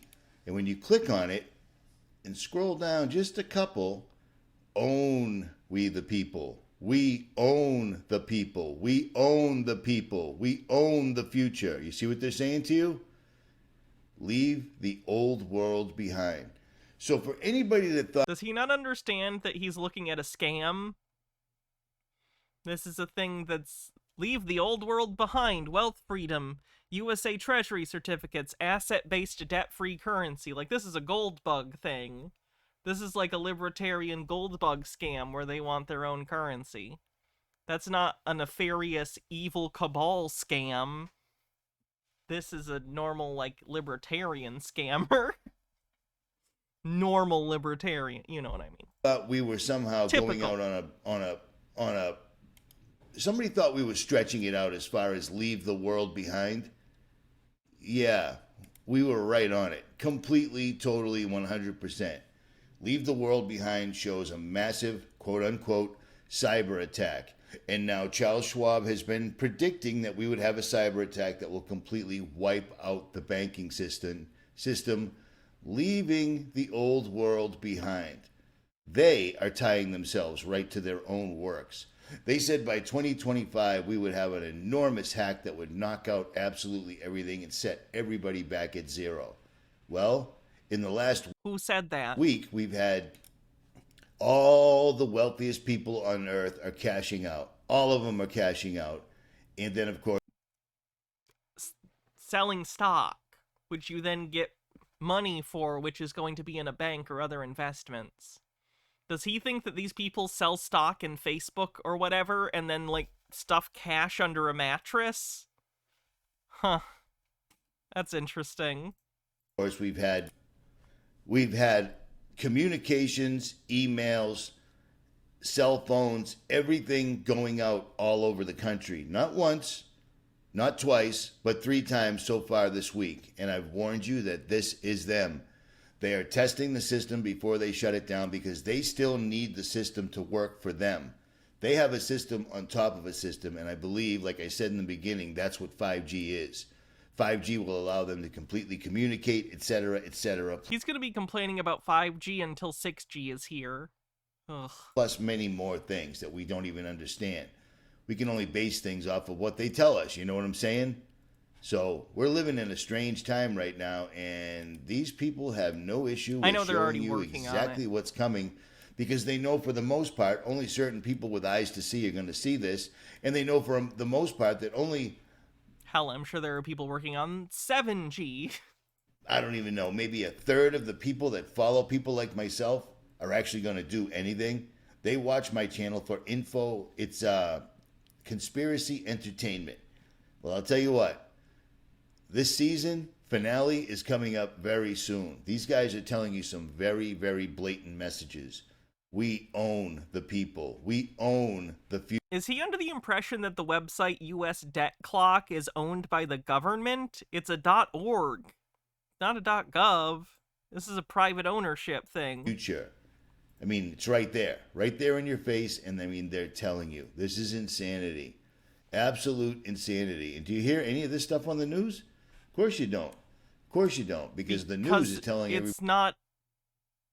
It's not newsworthy. What are you talking about? Everything's great, and Joe Biden's doing a phenomenal job. And the conspiracy theorist thinks evidence is self-evident on the bingo card. World's looking good, and don't worry about anything because Donald Trump is coming to save us soon. And yet, we now live in a world where life-size human being sex dolls are available.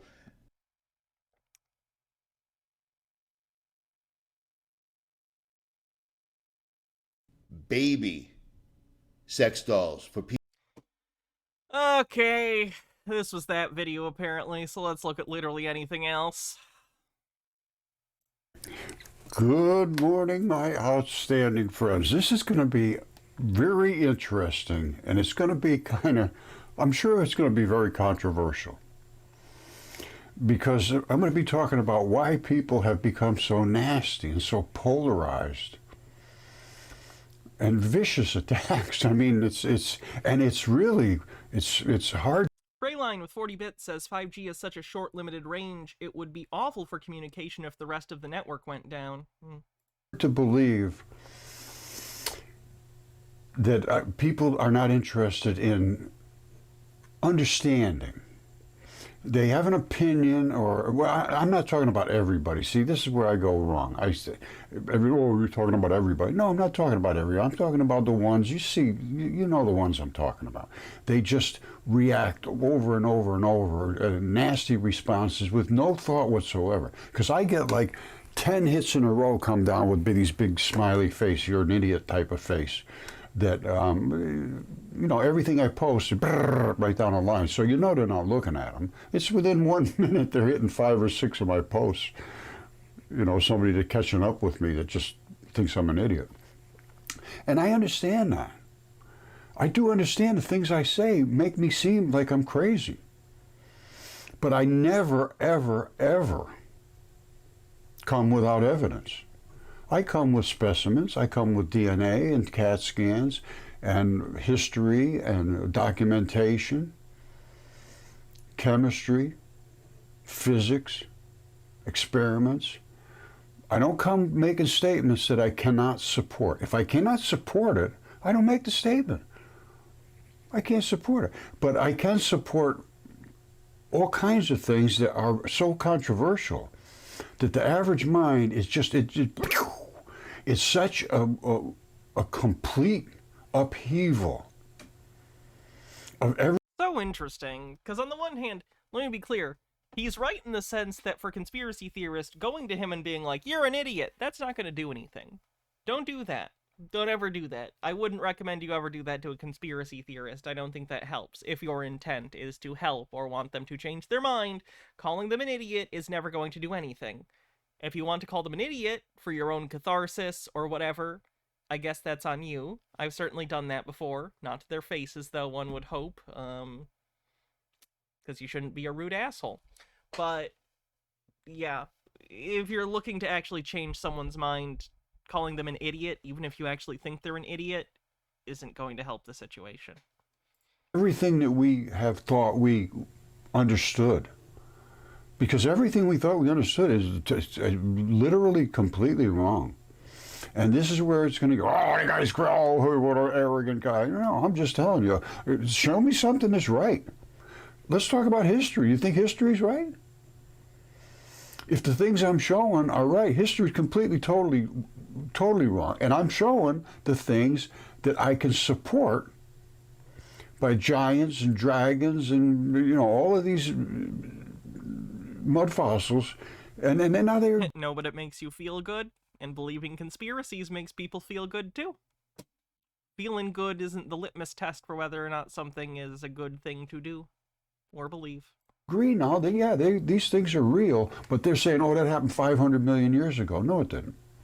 Velikovsky did the research, and every single one of my things that I found is on the surface of the Earth. It's not buried 100 feet deep, 200 feet deep, which obviously would be over the course of millions of years. This was 3,500. No, dragons aren't giants.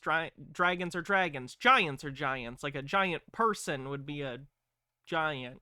100 years ago was all of the events that created all of the mud fossils I'm talking about. And it is such an overwhelming shock to all the educated people. They've gone into what I call PhDolia. They call me pareidolia. I see things that aren't really there. I make things up. No, I see the things that are there. Then I support the claims that I make. They dismiss everything unless it fits with their peer review. In other words, everybody has to... Does he think that pareidolia is an insult? Or that is something they are calling him? Pareidolia is something everyone does. You put faces where... You see connections where there aren't. You're seeing faces or shapes in clouds. Everyone does that. It's not an insult. Could be used as an insult if you're like, hey, you're doing pareidolia. Pareidolia, you idiot. But like in general... that is what he's doing. It's not an insult inherently.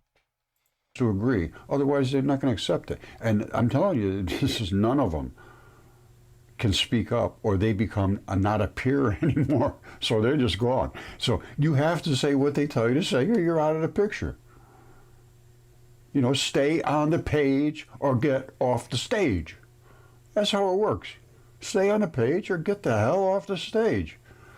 We don't want to hear from you unless you say exactly what we tell you to say. And then you force that into your students. So we have a never-ending, perpetuating denial of reality to stay alive. I find it interesting that the apex of evidence to him is just, well, look at it. Because that is what he's doing effectively. To him, evidence is this thing, to me, looks like this other thing, so therefore they're the same thing. To him, that is a complete argument. He thinks that is the end-all be-all, and there is no refutation possible. You're not going to go to... It's interesting seeing how he thinks things work. College and go to all these fancy universities and tell them, no, you're wrong, I'm right, because I'm going to tell you right now, they'll keep your money and they'll tell everybody you're an idiot. So you cannot stand up for yourself. Conspiracy theorist tells on themselves on the bingo card. His insecurities are coming through. This is the place we're at right now. But people have become very nasty because of this upheaval of their status quo. They were just floating at the top of the food chain because they had gone to be indoctrinated. Basically, that's what it boils down to. School is indoctrination. It's new word from Spanish, conspiranoia, a portmanteau that means exactly what it sounds like. Oh, interesting. Not learning anymore. Conspiranoia. If you don't repeat what you're told, you're done. And what you're told is just not right. Like I said, history, that's wrong. Fossilization, all the preservation, the giants, the dragons, all that stuff There's is giants. He said giants. Giants on the bingo card. true. The mythology is correct. What the Age of Enlightenment, was the lights went out. These people knew what they were talking about. They weren't writing just silly little stories to scare kids. They were writing things that had substance. And Velikovsky, again, my hero, went through the entire world and collected all the stories, all the documentation, all the carvings, all the statues, all the monuments, all the cultural center histories, the libraries, the museums, all the people that were involved in Getting a bunch of bot followers right now, by the way. Normally nothing happens. They're just bot followers that are following so they look more legitimate. But just letting mods know. preserving the history, not just dismissing it. And now we've come to a dismissal society and a dismissal world, really. There are pockets of people that are still heavily invested in these ancient texts and trying to preserve these things. But it's become so convoluted now that you really can't believe anything. I mean, everybody's had a slant to it going down through history. And this started about, let's say 1000 BC, somewhere around there. 800 BC was when Hesiod wrote all the things that were supposedly the history from the Greek gods down. And all that stuff, as far as I can determine, it's all valid. It has some validity at least. And it has to be re-examined because it's been considered just absolute nonsense. Total nonsense. And that's why when you present it as factual, it's just an immediate dismissal. Boom. The mind goes off. Idiot, idiot, idiot. And it's just like the veil comes down, the case is closed. This is what I've run into for 15 years, and it's gotten better. Because when I started, it was me against the rest of the world. I mean 100%. Because even still, the people that have made some outrageous claims, they don't even get close. So interested in Roger's whole thing. He reminds me a little bit of CC in that a lot of this feels very driven by insecurity about his own level of mastery or lack thereof, his lack of formal education and his like rejection of that way that it makes it feel by like, oh, I didn't fail at higher education fails everyone else, I'm better than that and I'll show them. It's a denial. It's like he's denying a lack. It's interesting. I'm not going to say this is more constructive than CC, because he's not really doing anything here, but it seems less destructive. I don't get the vibe that he's alienated himself from people around him, though I don't know. He doesn't talk about his personal life like Chris does. But he certainly seems less negative, which is interesting. They have a fundamentally similar reason, on surface level at least, for doing this.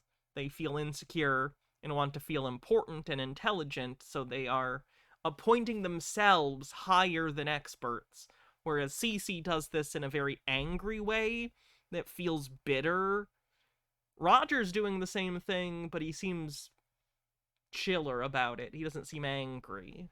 So I don't know. Some of the outrageous claims I make, but I have the evidence. I have the evidence. There's nothing here that's not supportable. But you have to look at it, and then you have to be able to step outside Jesus Christ, the bot followers are still adding up. What the fuck, Twitch? Get your shit together. It's annoying. Your comfort zone and say, all right, I know I'm going to get attacked, because you will. But if you don't step outside your comfort zone, you're just living in a fantasy world. And that's 100% now, as far as I'm concerned, that are educated and academia indoctrinated. They're just totally living in a fantasy Can world. bot followers get me banned? I didn't do it, so no. It's happened before. This is how bot farms help get legitimacy. They have their bots follow a bunch of accounts, so usually they just get deleted after a day or so. Just a pain in the ass until then, because it clogs up the activity feed, and then you don't know your actual follower count until they get removed. Feeling very impressed with their knowledge and very arrogant against anybody that can speak up to them. And I can speak up to any of them, 100%. Anybody want to talk to me, come on down. From academia, 100%. I want physics, I want history, I want chemistry, I want light research. All of our history, anything, I don't care what it is, because 100%, I mean 100%, I'm not talking about even close to 1% being correct. As you get into certain things, we're building houses and paving roads and chemical stuff, yes, when you're up in the upper end of chemistry, but in the subatomic realm, forget about it, I have no idea, totally gone. And light. H-Beard says, it's interesting that a lot of people can't tell the difference between dogma and there being a correct answer to something. Yeah. Slows down. If the thing you believe isn't the correct answer, how else are you supposed to interpret it? If you are incapable of accepting you are wrong for one reason or another, there's no other way for you to be able to interpret it. Coming to us, so the universe is not necessarily expanding. Light's just slowing down. Cosmic microwave background is just light to stop going. It's just slowed down so long that it's just sitting around. And they know all of this stuff, but they just can't put it together, and they can't speak out about it, because if they do, the funding gets cut Delusions of grandeur. off, and their cases. He thinks he understands all of these disciplines better than the tops of their fields, respectively, but he knows better than all of them collectively. Closed, their peers will destroy them. Their life is ruined. And He did say subatomic chemistry, didn't he?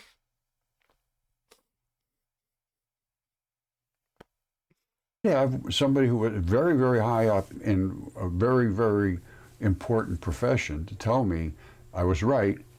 Don't use my name or you'll destroy my life.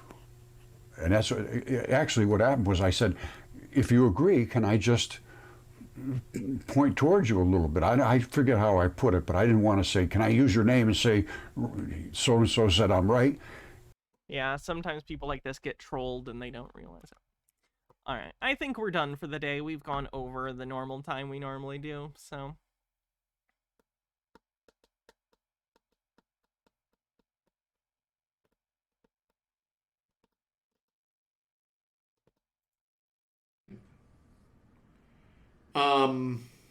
Alright, have a great night, everyone. Love you too, Mr. Blast. I will see the rest of you tomorrow. How was the stream today, by the way, in terms of, like, choppiness? Because I'm going to try and do a simul stream again tomorrow. Got a new piece of equipment that should hopefully help the internet, so hopefully tomorrow we'll see how that goes. It was good on your end? Okay. Hopefully the dual streaming will work better than tomorrow. We'll give it a shot. We'll see how it goes. If not, we'll just stick with this Twitch streaming, but a little choppy at the beginning. Okay. Well, we'll try it and we'll see what happens. Have a great night, everyone. This is Quest Authority. Quest Authority does legal document stuff. He is a lawyer, though he's not your lawyer. So have fun. See you later. Bye-bye.